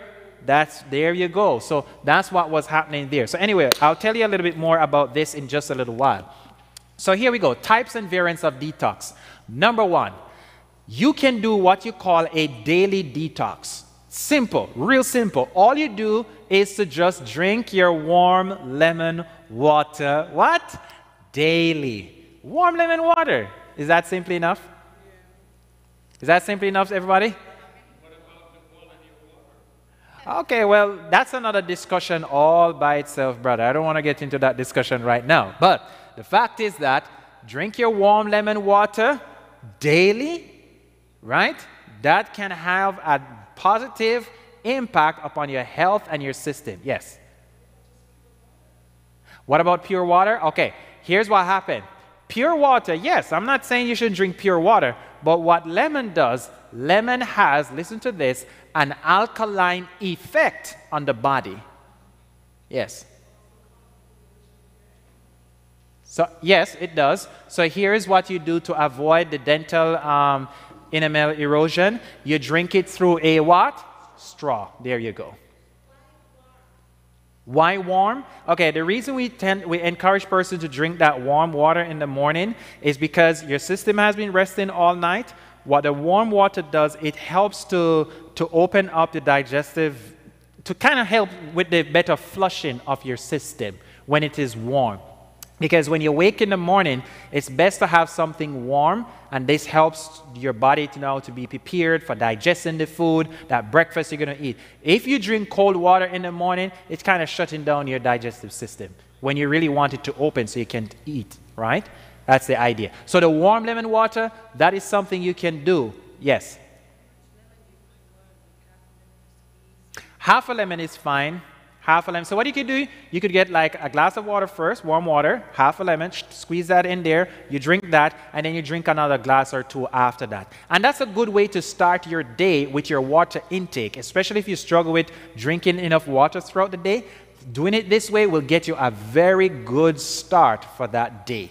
All right? Yes, my sis. Okay, I mean, you can do however much you want to, right? And the thing is, I just say half as a guide, as a general guide, but if you think you can't do half, then do less, right? For some persons, it's probably better if they do less. For some, they could do more. It just depends. I'm giving you some general information, but if I was to sit with you in a one-on-one consultation, depending on what we're seeing, then we may suggest more or less, or depends, okay, on that, all right?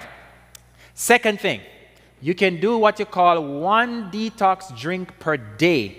And how I like to view these detox drink is that let it have a focus. So let's say you have high blood pressure.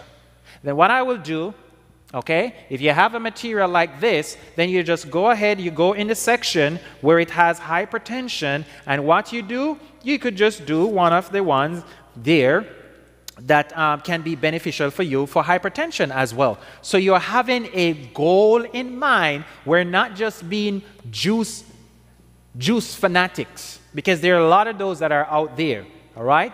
We view juicing and these things from a therapeutic perspective. Do you see the difference? I'm not just juicing because, oh yeah, I like juice, I like this smoothie and all of that. No, I'm looking from it from a healing perspective. So you use it with a purpose. So if I'm eliminating toxins, then fine, that's what I'm doing. If I'm seeking to alkaline my body, then fine, that's what I'm doing. If I'm seeking to flood my body with antioxidant, that's what I'm doing. But not just, okay, I'm just going to just get all kinds of stuff and I'm just going to juice because I hear it's a good thing. It's good to know what you're putting together and know what it is doing for your body. Am I making sense there, saints? It's just like herbs. There's some persons, they just go crazy with the herbs. They hear that this one is good. Okay, I'm just going to be drinking this one. And then next year they hear another herb has come on the market and they say, oh, this one is good. Then they stop this one and they go on another one. And they just keep going like that. Have a purpose. You know what I mean? Have a goal. Have a purpose. All right, here we go. So the third one now is to do what? Detox 1 day per week. If you do 1 day per week consistently for about 2-3 months, it can make a profound impact upon your life. So how does that go? At my church, I assist as the health leader and the prayer coordinator as well. And one of the things I tend to encourage my church to do is this. I say each week, let's fast 1 day. Just 1 day. It's good to do that, you know. Rest your system. And what I encourage them to do on that day you're fasting, just go ahead and just do just juicing alone with a purpose. Does that make sense? So while you're doing that, you're resting from hard food and you're just doing like 5 or so juices throughout the day. So you're healing and resting your system all at the same time. And on that day, you're increasing your prayer life as well. Does that make sense, saints? And I tell you, that makes a significant difference for those who follow through with that. So 1 day per week, you can choose a day. I remember one time I was in Florida and we were doing some partnership program with 3ABN, and we had the opportunity to visit a place. It's not Adventist, it's called Hippocrates Lifestyle Center. I'm not promoting it, I'm just telling you something about it. And I remember we went there, and because they do all kinds of new age things there. When we went there, they told us every Wednesday, whether you want to or not, you gotta fast. You have to fast. The only thing you will get on a Wednesday is coconut water. And the only person that gets coconut, other than from regular water, the only person that gets coconut water is those who are diabetic. They are the only ones who will get that. Every Wednesday they fast. And how I knew that? Because we went on a Wednesday. We went on a Wednesday. We were just visiting, you know, while we were there. We hear about this place all the time. So my other missionary colleagues and I, we decided that, you know what, let's go and see what this thing is all about. And so we went there. I'm not encouraging anybody to go there. Just put that on record. So I'm just saying something here. Anyway, number 4 is to do a what? 3-day detox. At least, bare minimum, twice a year to do a 3-day detox. If you do that, here I have once per quarter, that's good, but if you can't do that, if it's too much on you, you could do once or twice a year at least. You know, they say when the season changes, it's good to detox, all right? But now, this time that we're in is a good time to do a detox. What do you think? Why? No, because Christmas coming up. Season changing. What happens a lot this time of year? Huh? People get sick, my brother. That's it. So you boost your system up right now so that you get into this time, you can go through with fine style. And guess what? When the winter is over, again you go what? Boom, and detox again. Right, because you'll accumulate a lot of waste stuff in your system as well. All right, so there we go. So this is how you can do your detox program. Is this something that you think is doable? Let's talk about it. Is it doable? Yes. All of us can do at least something that's on there. The daily or once a week or something like that. Or we plan and we do it once every quarter. This is just to help to heal, give the body what it needs to heal and also to eliminate the excess toxins that is bombarding us on a daily basis. I'm coming to that. All right, I'm coming to that. Hold on a second. All right, so what does the note here says? Never what? Exceed 3 days when detoxing, unless you have somebody to guide you that knows what they're doing. So that's why I'm promoting 3 days. And this is why I'm saying that if you want a real simple guide to help you with that, this doctor has put together a simple 3-day detox. There's 5 things you will do for the day, including juices, smoothie, infusion, and broth. So this is how he has set it up for the 3 days. It's already outlined for you what you will use, how go about it, and so forth. He explains everything in detail for you right here. And one of the things I like about him too is that, as I mentioned before, he has all other cures as well. So if somebody is addicted to caffeine and want to detox themselves from caffeine, he has a one-day detox here for that. He has detox for persons who are addicted to tobacco.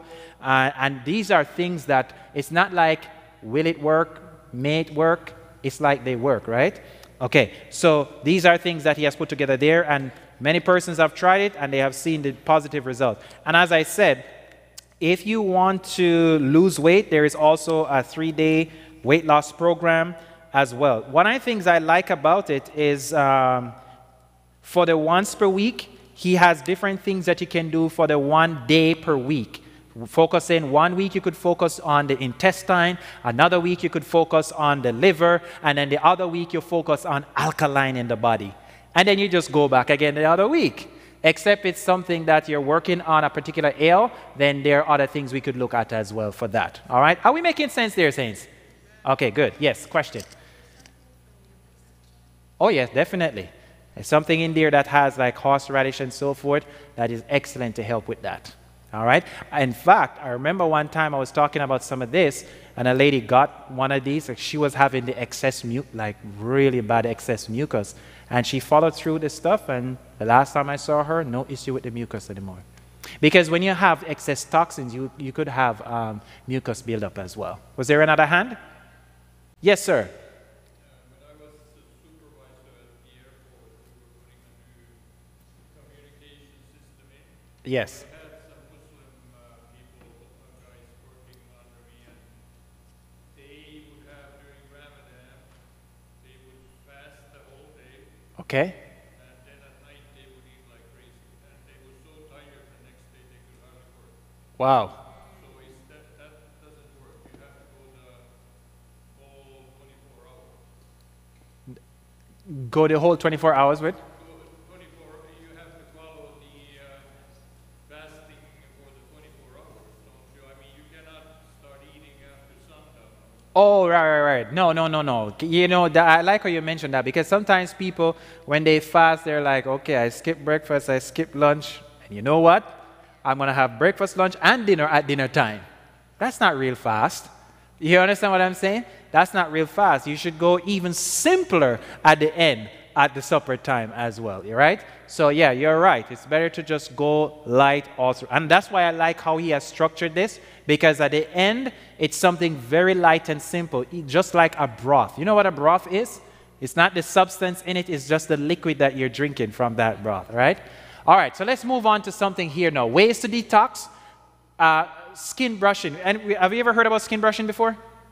Skin brushing, yes. Skin brushing is good to do because what happens is that, yeah, skin brushing, okay? So what that does, you kind of dry skin brushing I'm talking about now.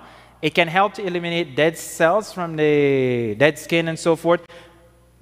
If you're doing skin brushing, you will always start at your feet, and you work your way up, okay? You're stimulating the lymphatic system. You always work your way to your heart, okay? So if you're above your heart, you're coming what? You're using the brush to come down. If you're coming from the feet, which is where we encourage you start first, you work your way up, one leg at a time, and come right up. You can find these information online. They're easy to find. And in here, Dr. Roger, he also talks about when you're detoxing, about the importance of using the brush and the other methodologies as well. So he explains that in here as well. This is the brush right here that you can use for the dry skin brushing and so forth. Now, saints, let me tell you, just by detoxing yourself regularly, you could save yourself a lot of ills from your health. You know that, right? Just simply, what I'm saying, prevention. Exercise. Walking, best form of exercise. You do that. That can help you as well to detox. Hydrotherapy, the usage of hot and cold. You can take a shower, 3 minutes hot, 30 seconds cold. You can alternate that 2-3 times. 3 minutes hot as you can take it. 30-second cold as you can take it. Make sure if you're going to do this, tell everybody in your home that you're going to do this. Okay? when you're starting out. Because once you do that the first time, once you switch that cold and that hits you, you're going to scream, okay? So just keep that in mind, all right? But hydrotherapy, doing that 3 minutes hot, 30 seconds cold, and then you repeat, okay? 3 minutes hot, 30 seconds cold. So you repeat. What this will do, let me tell you, this will stimulate circulation. It will stimulate your white blood cell production, which can fight cancer and so forth, all right? So that's the reason we encourage that. Yes? Sorry, I need to understand this. Yes, tell So me. this is when you're having a shower. Yeah, so you shower already with your soap and everything, and yeah, you finish that. The extreme hot, As hot as you can take it. hot as you can take. Don't burn yourself. So you're washing your entire Yes. hot water, Spinning and all in that. As hot as you can take it. and then you switch it to. As cold as you can take it. I'm gonna die. No, you won't die. Anybody here have done it before? So you're dead. Say all dead people here. No, you won't die, sis. You won't die. Trust me. I was reading in one of Mrs. White books, she said we should slowly Yeah, you're going around there. But the thing is, when... here no more. That's what she was saying. That's what I do. I will put it on warm, and slowly I will start decreasing the warm. Until you get to as cold as you can take it. The idea is to get the pores open and to shut them. And always end on which temperature? That's right. To close the pores. Yes, sis. No, that's right. That's what I'm saying. As you can take it. Is that why they do the ice bath? 1 second. Sorry, go ahead, sis. Some people have, like, I have heart thing, so if I went hot cold like that, I'm gonna have a heart attack. Yeah. It'd be too much. I know that, like you say, I have to work it up a little bit each time hotter, and then work it down cooler gradually. Exactly. Same thing, It's just like exercise. hot and cold, you're still getting the benefit. You get the benefit. That's what I'm saying. It is based on what you can tolerate and your health condition, okay? Based on what you can what? Tolerate and your health condition. So I'm not going to tell you to go extremely hot because because I travel around. I remember going to one home, and when you put that hot water on, believe me, you're being cooked in that thing. You burn your skin. So if you should put that onto the extreme hot, trust me, the whole community will hear you scream. Okay? Yes. Particularly for those who have hypertension Yes. and with Heart problems, yes. That's right. You have to be supervised. So if you have those conditions, and also diabetes. Because if you're diabetic, your sensation can be off a bit. So you don't want to do that because for diabetics, it's more the extremities, right? So be cautious with that, all right? But if you're in good health and you don't have those issues, then you can go ahead, except you have somebody to guide you. Yes, sis. Is that the reason why people do ice baths? Like they sit in the bath and somebody pour the ice? That's a form of hydrotherapy, but it depends for what they're doing it for. There are different reasons people may do an ice bath, for pain management and so forth. It all depends.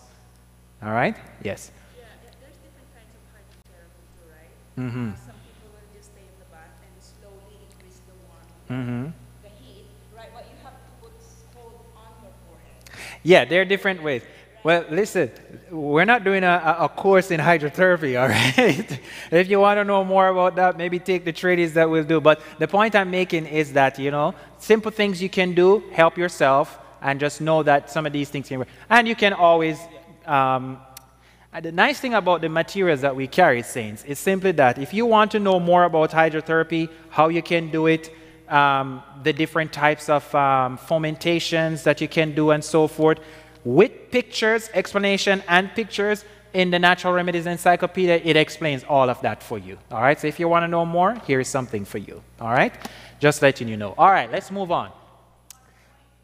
Point.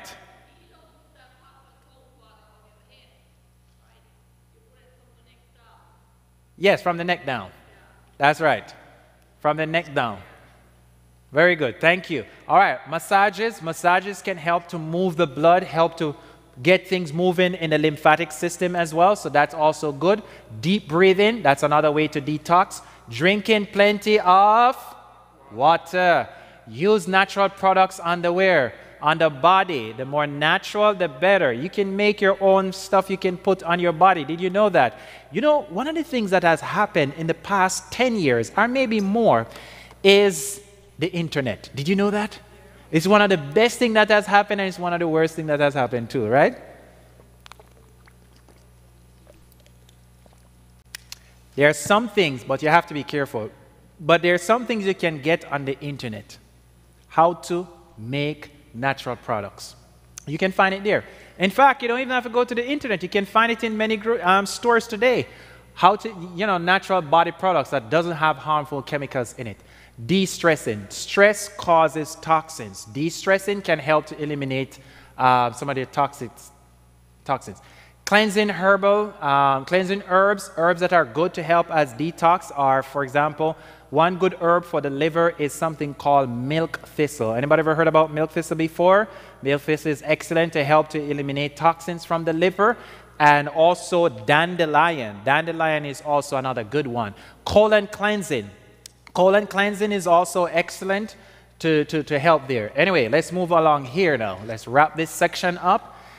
So here is the brush you can use for the dry skin brushing. Here we talk about the hydrotherapy. You can even use salt to do the salt glow. We're not going to go into that. Now here is a sample juice.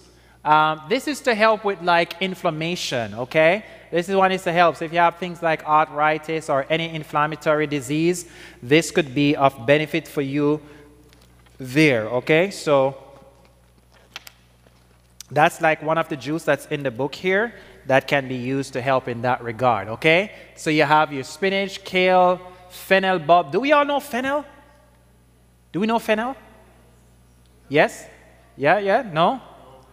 Okay, so fennel. Let's see if we can find some fennel here.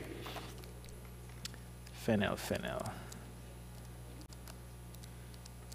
All right, so fennel is actually excellent, okay? Here it is, fennel. All right, here it is, total alkalizing juice. That's actually the one that's on the screen here. Yes, fennel.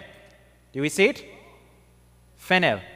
Fennel is one of those veggies that are very good to help to eliminate toxins. And let me just tell you something about this fennel, what it does. It says it alkalizing, anti-inflammatory, not the fennel, but this juice. Alkalizing, anti-inflammatory, anti-rheumatic, that means it helps with pains and so forth, depurative, arterial protection, protects your arteries, and it is anti-cancerous. All that you get from this juice that is right there on the screen. All right? And it's right here in the book. Now, let me tell you one of the beautiful things about this book. All right? Let's talk about alkalining. All right? Let me ask you a question. What best state should the body be in? Acidic or alkaline? Why alkaline?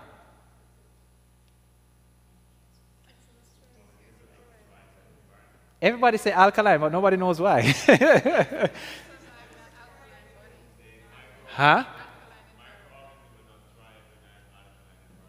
Mike, I like how this brother put it. He's just right on point there. Most microorganisms will not survive in a what? Alkaline environment. And what do we normally hear about this? What's the biggest thing? You were going to say it, Ms. Anis? Cancer, right? Like, so cancer doesn't survive in a what? Alkaline environment. But it survives more in a what? Acidic environment, all right? So we know that.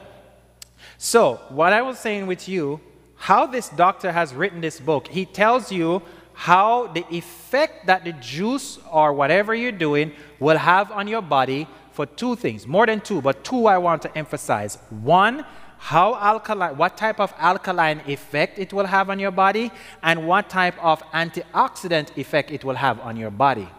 Now, does anybody here knows how much antioxidant based on ORAC reading does one need each day? Does anybody know? How much antioxidant should we consume in a day? All right, let me help you. Right here, he says that ORAC unit, it measures the antioxidant capacity of a beverage or food. So I'm teaching you now. ORAC is what they use to measure antioxidant power. And what are antioxidants good for? It fights free radicals, right? It's anti-cancerous and it protects the arteries. Listen to this. ORAC is the English acronym for Oxygen Radical Absorbance Capacity. Now, to have good antioxidant levels in the blood, he says you need to consume minimum of 3,000 ORAC unit. But for optimal health, and what do we want? Do we just want health or optimal health? Optimal health. For optimal health, you need to consume 5,000 ORAC units of antioxidant. 5,000. So each of the juices or smoothies that is listed here, he tells you the antioxidant power that you're getting from that thing, okay? Which I believe is absolutely amazing, all right? The second thing I want to talk to you about now that he has here is how the effect that the juice have to alkaline the body. Now let me ask you a question.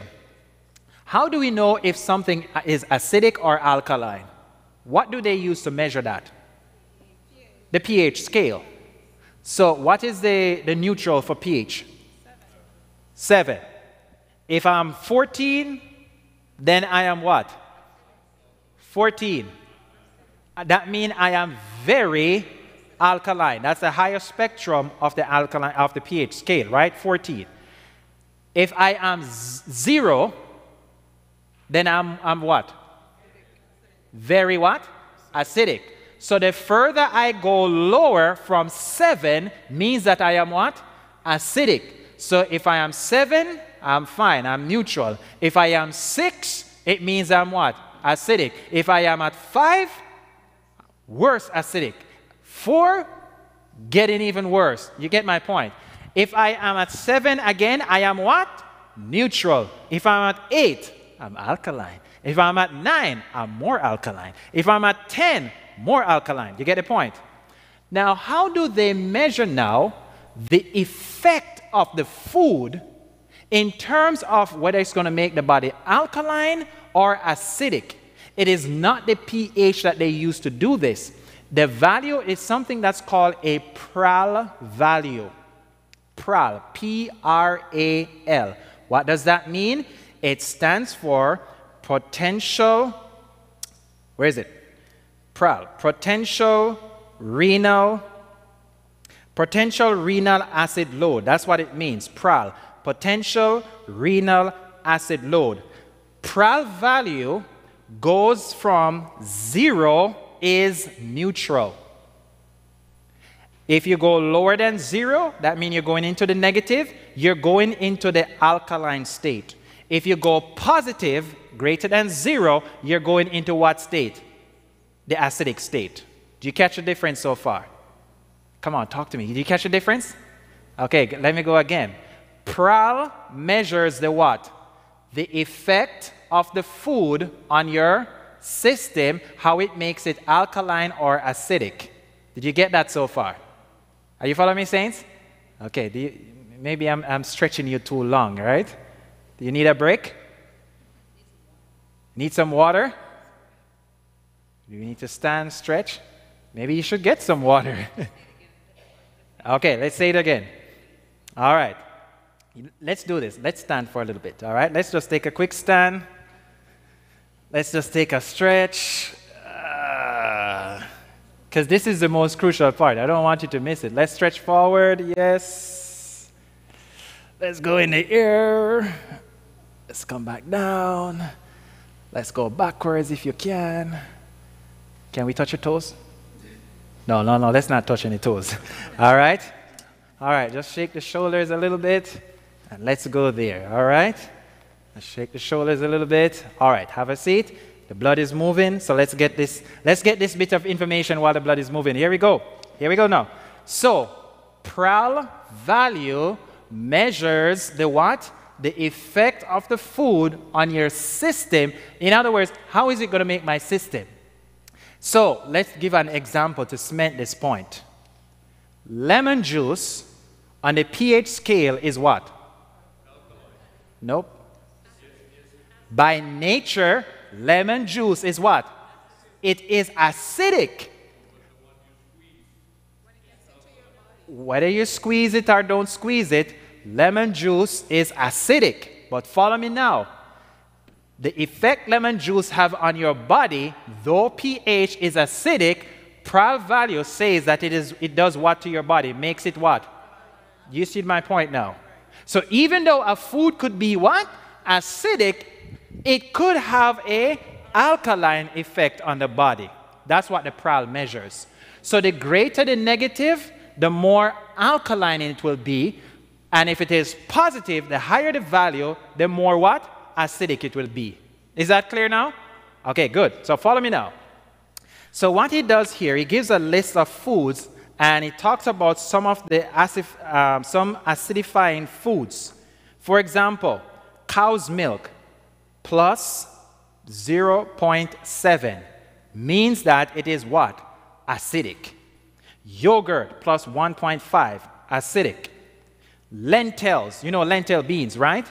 Plus 3.5. That means it has an acidic effect on the what? On the body. Take a look at this one. White flour plus 6.9. Acidic effect on the body again. Eggs plus 8.2. So eggs make the body what? Acidic. Listen to this. Salami, 11.6. Let me skip to the bottom. Parmesan cheese. Listen to this. Parmesan cheese is a whopping plus 34.2. So Parmesan cheese is very what? Acidic, has an acidic effect on the body. Now, we're not talking about the negative. Let's talk about the positive now. When the positive is the alkaline in foods. Lemon juice. Would you like to know how alkaline in lemon juice is? It is minus 2.6. So it's good. Here are some other alkaline in foods that foods that have an alkaline effect on the body. Celery. Bananas. Anybody like bananas? All right, good. We have some banana takers. Carrots. Fennel. The fennel has an alkaline effect of minus 7.9. So fennel is good. Cook it in your veggies. Juice it if you're doing some juice. That can help. Now let me just go ahead. Spinach. Ooh, you want to know spinach? Spinach is minus 14. Sounds good, right? The most alkaline in food that is listed here, the top alkaline in foods that's listed is raisins and figs, dried figs. Raisins is minus 21, dried figs is 18.1. So have some raisins. The bottom line is most of your fruits, veggies, will tend to have an alkaline effect on the body. That's amazing when you think about it. All right? Did that make sense for you? So like I said, all the juices, the stuff that the gentleman put here, he lists how the antioxidant effect it's going to have, and he also lists how alkaline it's going to be on your body. So if you want to know how to alkaline your body, if you want to know how to flood your body with antioxidant to fight cancer, to help your arteries, then this is something that can be of benefit to you, all right? You can ask me later. I'll put a little table together somewhere once the sun is down. And you can come and you can take a look and have one of these, copy of these, because it will change your life and your family's life as well, the information you get there. All right, here we go. Quick question. The active charcoal, will that not be toxic just the same for 3 days? No, I mean, you can do the charcoal. It's going to help your intestines for sure. That's good. But there are toxins that can be in your cells itself. And the cells need to let go of these toxins. The charcoal is not going to necessarily get into the bloodstream to pull that out. Okay? But when you do like a juice detox, then that juice, it floods the cells with nutrients. And so what happens, it causes the cells to let go of the toxins. And then that's when, once that toxin gets in the intestine, the charcoal is good to absorb that and pull it right out. All right? Yes, Pastor.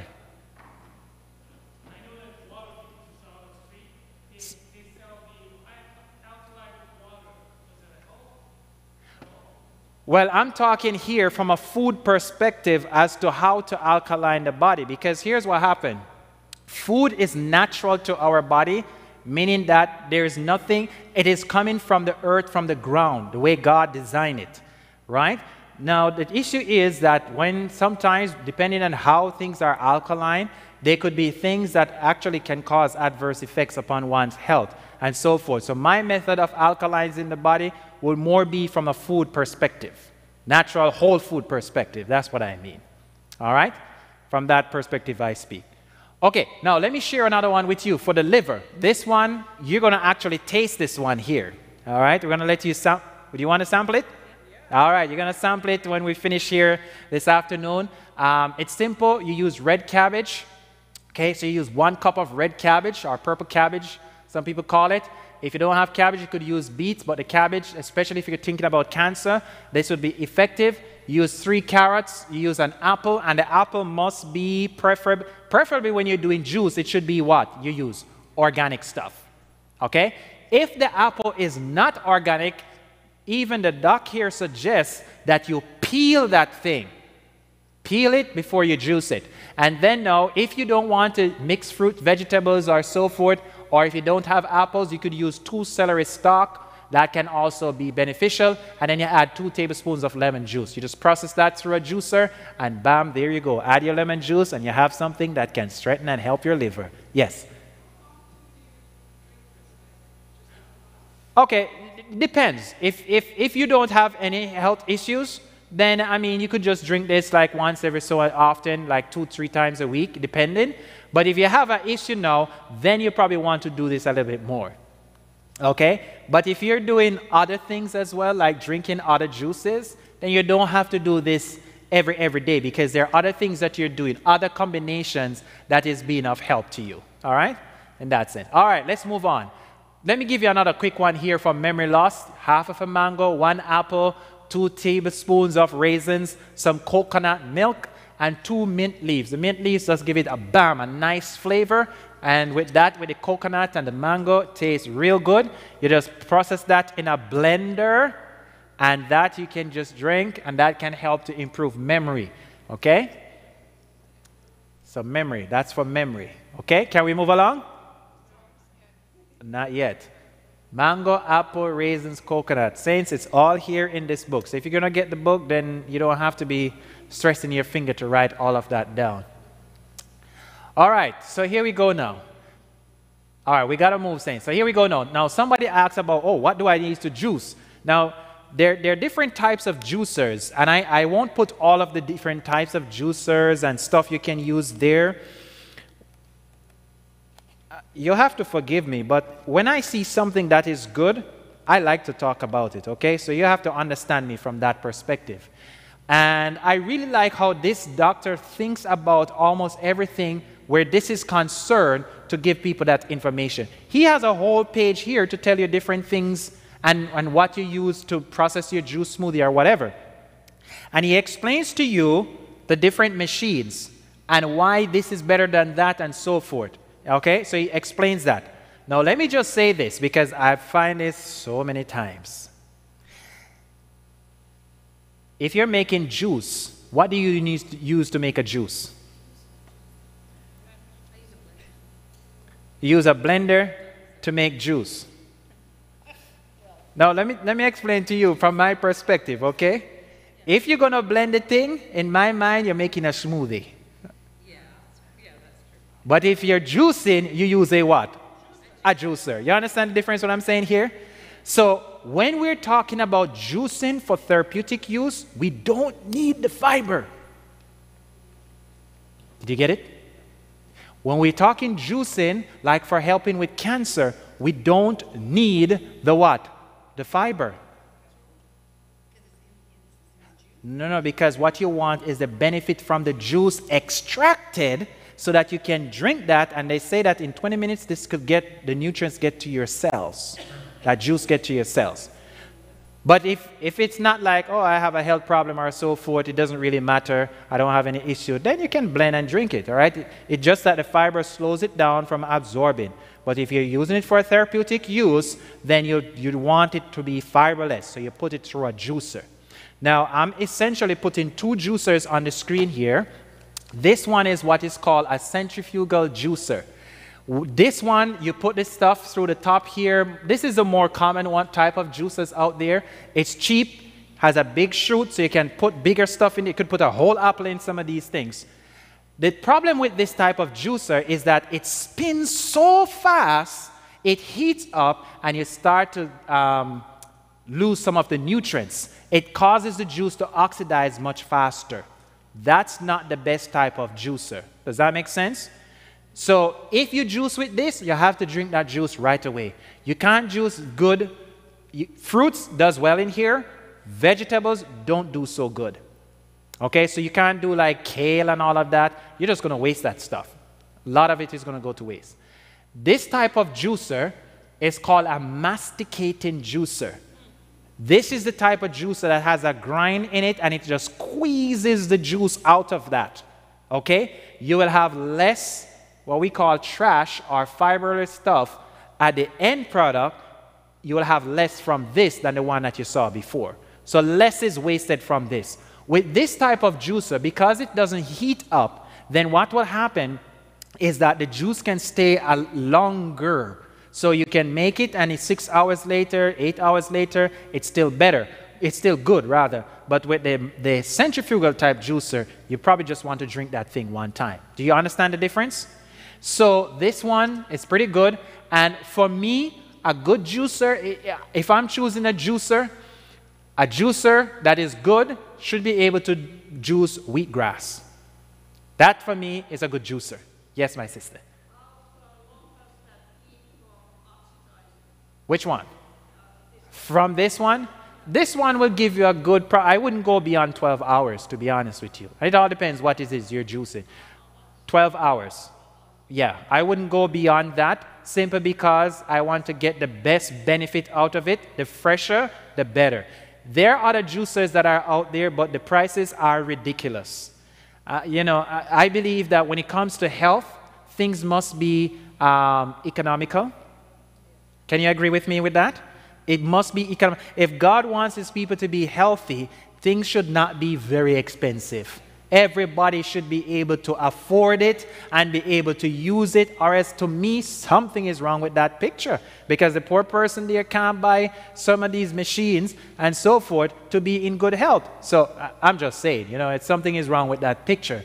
Anyway, but this one is a pretty good one. I'm not advocating for Costco, but they have one there, and if you want to consider that, then it's up to you.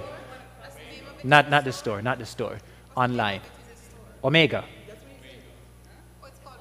Omega. Yeah, they have it at Costco. Not the exact looking one, but one like that. They have it there.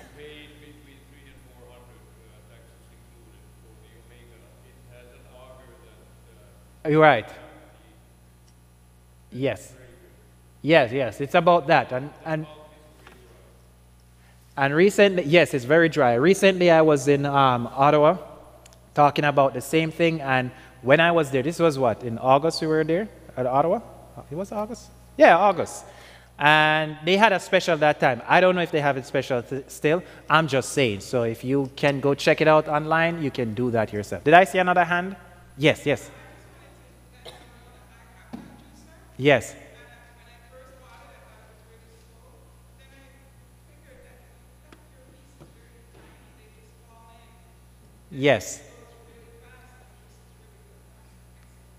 Yes, she has one of those. And let me tell you, you don't want your juicer to go fast, right? The slower, the more it's going to take its time to squeeze that juice. Fast speed is going to cause more what?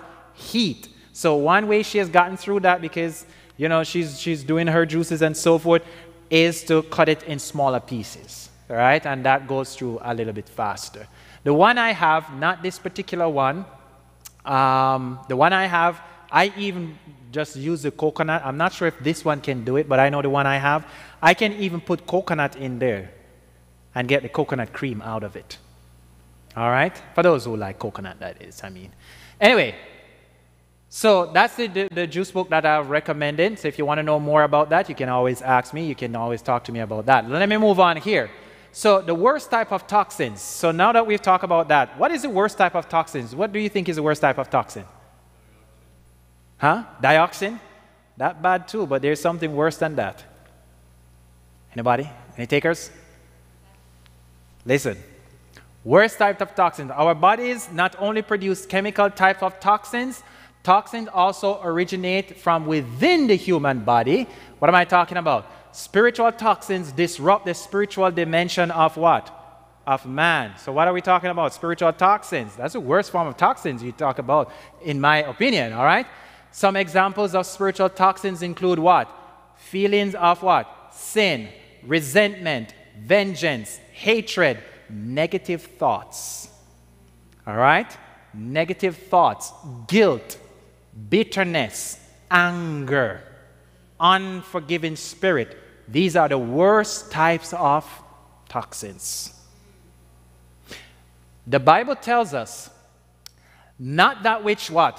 Goes into the mouth does what? Defile a man, but that which what? Cometh out of the mouth, that is what defile a man. So when they were coming to Jesus and say, oh, Jesus, you're eating with these people, and so Jesus said, hold on a second. It is that which comes out of the mouth that defiles a man. You see, they were looking at the physical, but Jesus was looking at the what? The spiritual. The spiritual. So when we're thinking detoxing, we detox the body, we detox the mind, and we detox the what? The spiritual aspect as well. We are what? Three-dimensional, right? Matthew 15, 17, and 18, Jesus says, do not ye yet understand that whatever enter in the mouth goeth into the where? The belly, and is cast out into the trough. You pass it out. But those things which proceed where? Out of the mouth come forth from the where? And that is what defiles a man. So, where's the heart? Okay, let me ask it another way. Where's the physical heart? And where's the other heart? The mind. That which comes out of the mind, the brain, the thoughts, that is what Jesus says defileth a man. So I could be drinking all the good juices, doing all the physical detox, but if the mind is not at the right place, if there is bitterness and anger and resentment and hatred and so forth, if I'm having that, while I'm detoxing the physical, the spiritual here is affected. The mental is affected. And that too needs addressing. So we look at things from a holistic perspective. That's what we do as healthy lifestyle coaches. We like to look at the big picture, the big view of things. Does that make sense? Spiritual detox is vital. Positive thinking is also critical as well. As a man thinketh in his heart, the Bible says, so is he. So if I'm detoxing and I'm thinking, maybe this will work, maybe it won't work, I don't know. Will I really be detoxing fully as I should? If I think that this is going to help me, then chances are the body cooperates with you and it helps you. You've heard about placebo effect, right? You see these big television people come and thousands of people come and one man stand on the stage and he says, come, let me touch you and heal you, and he touch you and you're healed. And you believe you're going to be healed and you're healed, right? But then sometimes when they follow up on these persons, they say, uh-oh, the person went right back to where they were. They believe at the time, and so the body cooperates a bit with that, but then doubt comes in and they go right back to where they were. But the point I'm making is this, that positive thinking, dealing with negative emotions is also a critical part of keeping the body whole as well. The Bible says, let this mind be in, which was also in. Christ wants us to have the mind, his mind, to think how he thinks. And how do we know the mind of Christ? There's only one way I know. Do you know the same way too? The Word of God, the Bible. That's how we know the mind of Christ. That's the only way we will know the mind of Christ. So let's think about the balance as we're thinking to make this journey, to transition and to do these things. We have to think of the balance, not just the physical, think of the spiritual and also the emotional and mental aspects of things as well. All right? So Did everything make sense to you? Yes. Any questions? Any questions? Yes, my dear. Okay, so, and that's going to lead me into my second quick presentation, all right? Because I want, once we finish here, we're going to go down, I think it's downstairs, I'm not sure, and then we're going to sample one of the juice that we had there. But the main office, which I work from, is Lifestyle Canada. The main office is right here. They said, can't pronounce that word so well. Near the ABC, that's where the main office is. I don't work in the office. I'm on the street. I'm out there working with individuals in their home, or we take them to our retreat center depending on what we're doing and so forth, all right? But our main office is right here. So, but if you need to talk with me, like a consultation or question, feel free. My number is there. You can call me, and we can talk, all right? And my name is Dale. Oh, it's there. Yes. Question? Barley greens?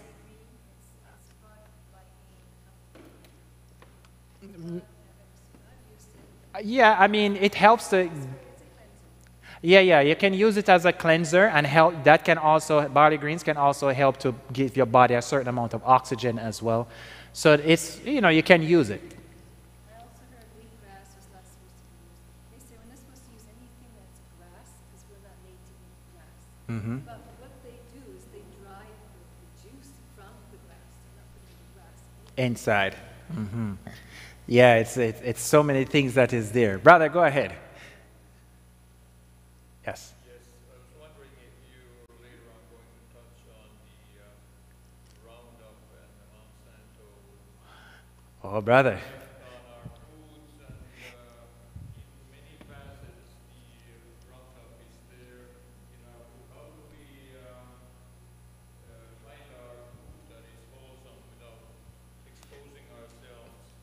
To glyphosate. We have it in other places. We have to tell our neighbors not to spray their lawn, but there's other things that a lot of farmers use it to enhance their quality of their food, their produce. That's a very good question. And when I was talking about genetically modified foods, I could have gotten into that, but I know it's going to take a little while to get through.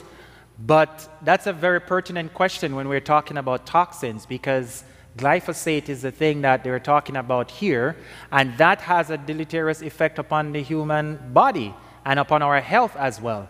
Roundup stuff, right?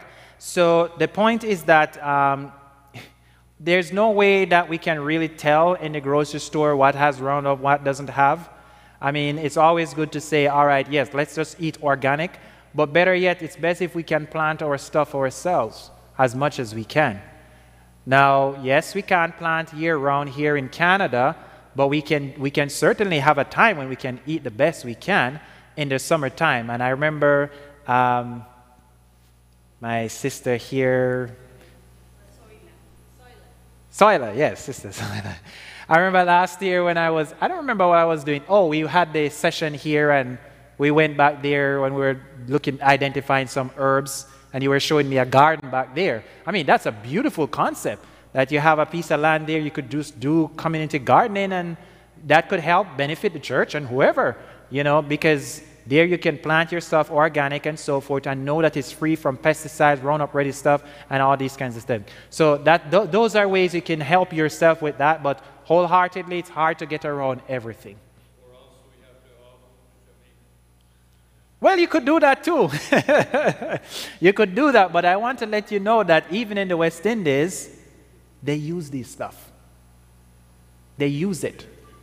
Huh? They use the Roundup. Haiti refused to use Roundup. Haiti was, but then they were a very poor country. Well, let's put it this way. They use it even from when I was a child, maybe in my teenage years, I've been hearing about Roundup. They've been using it there for a while now. And they give incentives to the farmers and so forth to do these crops, you know, the genetically modified seed. Are you from Jamaica, brother? Okay, can you relate to what I'm saying here? Because you were in that area, I understand, right? So they give incentives to the farmers with these Roundup ready seeds and genetically modified seeds, and the farmers are happy to have this. and they use it. But we know that with these things, you can't produce another one from it. It's just a whole mess. The thing is, we have to take charge, and we have to search out and see where we can get the best of products so that we can use it to take care of our health the way God intends for us to. All right? Yes, brother.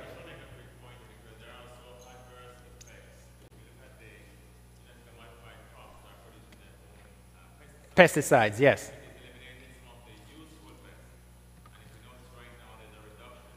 Bees, yes. Yes. That's right. Brother, that's what I'm telling you. I don't want to get into that because that's a whole exciting topic there for me. Because when you talk about the bees and the crops and all of that, it's a whole different story there. Maybe that's another discussion. I come back. Maybe I could get into it another time. It is. It is. Yes, sis. Say one thing about we haven't talked about is microwaving. The microwave destroys The nutrients. I did mention it in somewhere there in passing. Yes, you're definitely radiating your foods. So, all right. So here's what happened now. Oh yes, one last one. I wonder if you would recommend that folks actually do some blood work prior to the juicing to see the effects the juicing may have on their bodies. Because I've gone to naturopath and I find that they're so informative compared to my regular family doctor because of how they understand the blood and the toxins in your body. So I wanted to know if that's something that you recommend. So having a positive effect on their system. That could be something that people could do as well to check their blood level and see as well. But the way this is geared right now, where I'm talking about, is where you can, even if you can't go, you can do something for yourself, the safe way. Because the problem is that if you have a lot of toxin, let's say you are super toxic, if you go beyond 3 days, you're going to start having some symptoms. You're going to feel like you're going to die. That's why I say go 3 days, stop. Because once you go, I'll tell you this, my church, I brought my church because I was there, I was with them, I informed them everything. So we had the church go through a 10-day juice detox fast for 10 days. So I was there, as I said, I gave them instruction up front.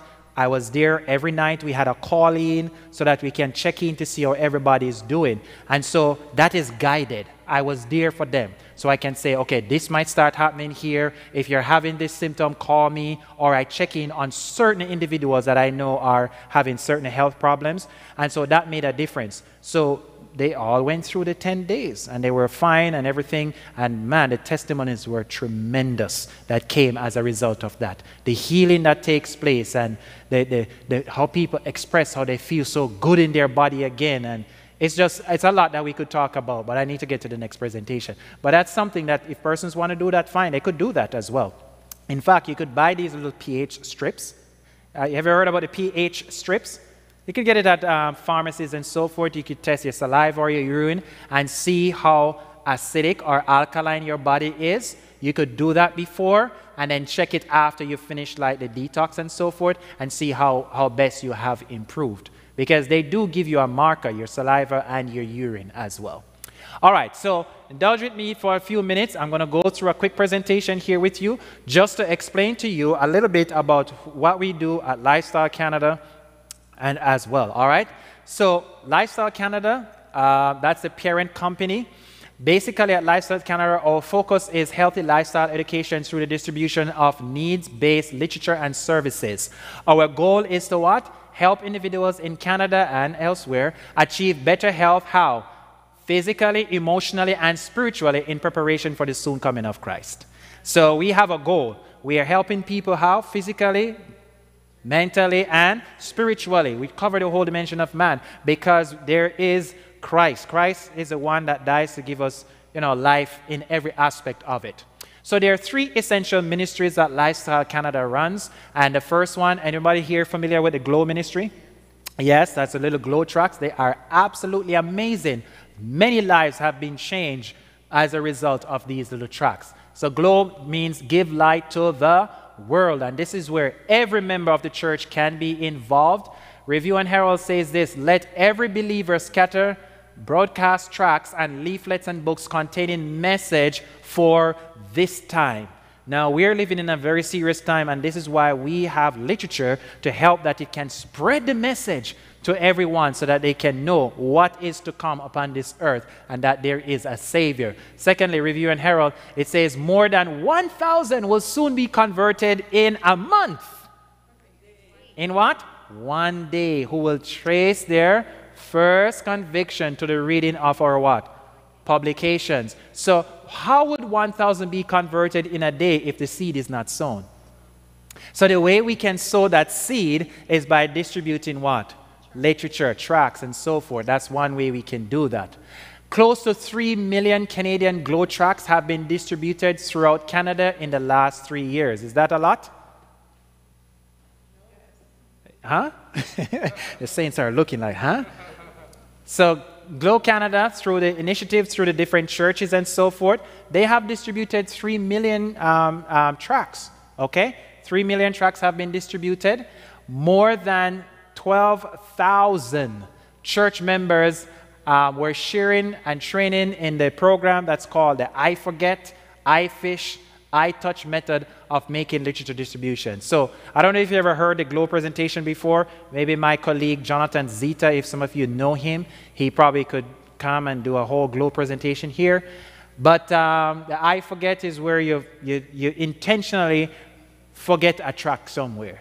Okay? You intentionally forget it so that somebody will come and take up the tract and read that tract. Okay? So you're in the park and you just accidentally forget a tract on the bench in the park. Right? Are you following what I'm saying? And many persons have called the office to say, oh, I found this tract and I started reading it and I'd like to know how I can get more of these tracts. People do call and request these things, and Bible studies too. I fish and I so forth. Anyway, as a result, we've received requests for Bible studies, prayers, and for more literature on a weekly basis. So they have the office is there. There's a secretary, and she answers the calls and requests and process the Bible studies that people would request. So wherever you go, a hotel, you're staying there, just nicely forget a tract there, or wherever you go, you can leave these little Glow tracts as well. All right. The second program that Lifestyle Canada has is the Canada Youth Challenge, CYC. That's the student literature program. Show hands those who have heard about this program. All right.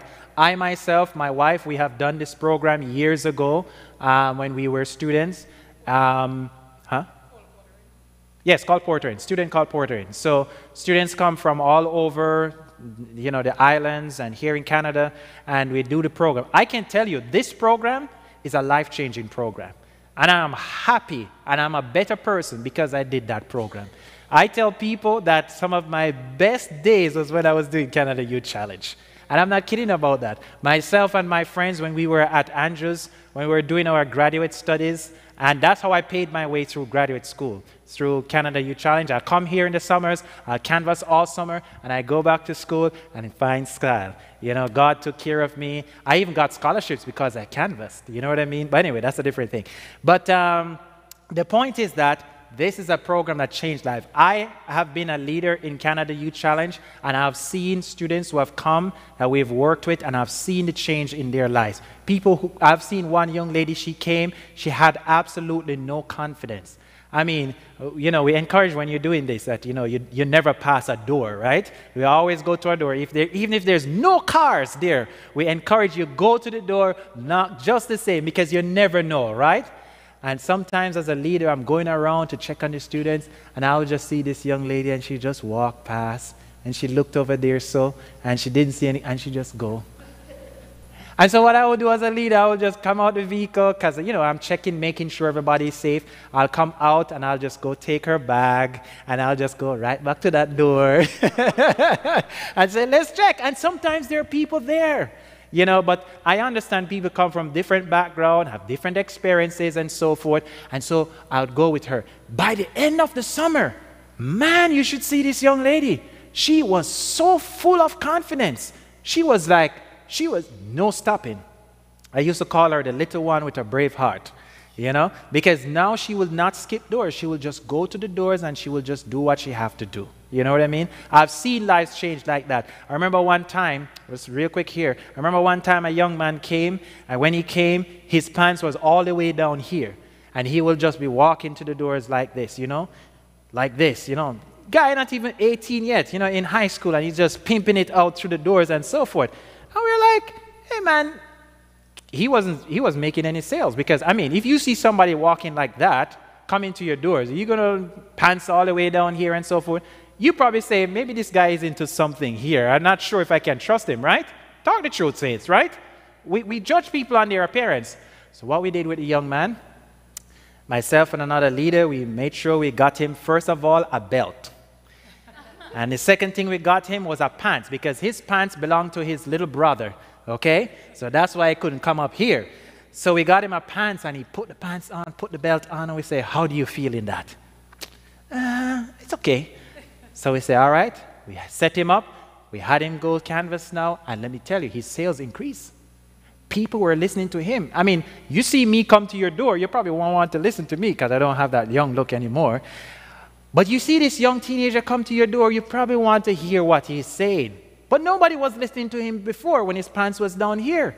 So we talked with him, we explained things to him, and he saw the difference. We were at camp meeting, and his mother saw him, and his mother was like, what are you guys doing with my son? What are you doing with my son? I say, oh, blessings. She said, whatever you're doing, keep on doing it. Keep on doing it, because she saw the difference. And the boy has not been the same anymore. He changed for the better. That's the positive effect that this program has had. So that has been my experience, you know. Other persons don't know what their experience is like. Canada Youth Challenge is a dynamic program that offers a way for university as well as high school age young people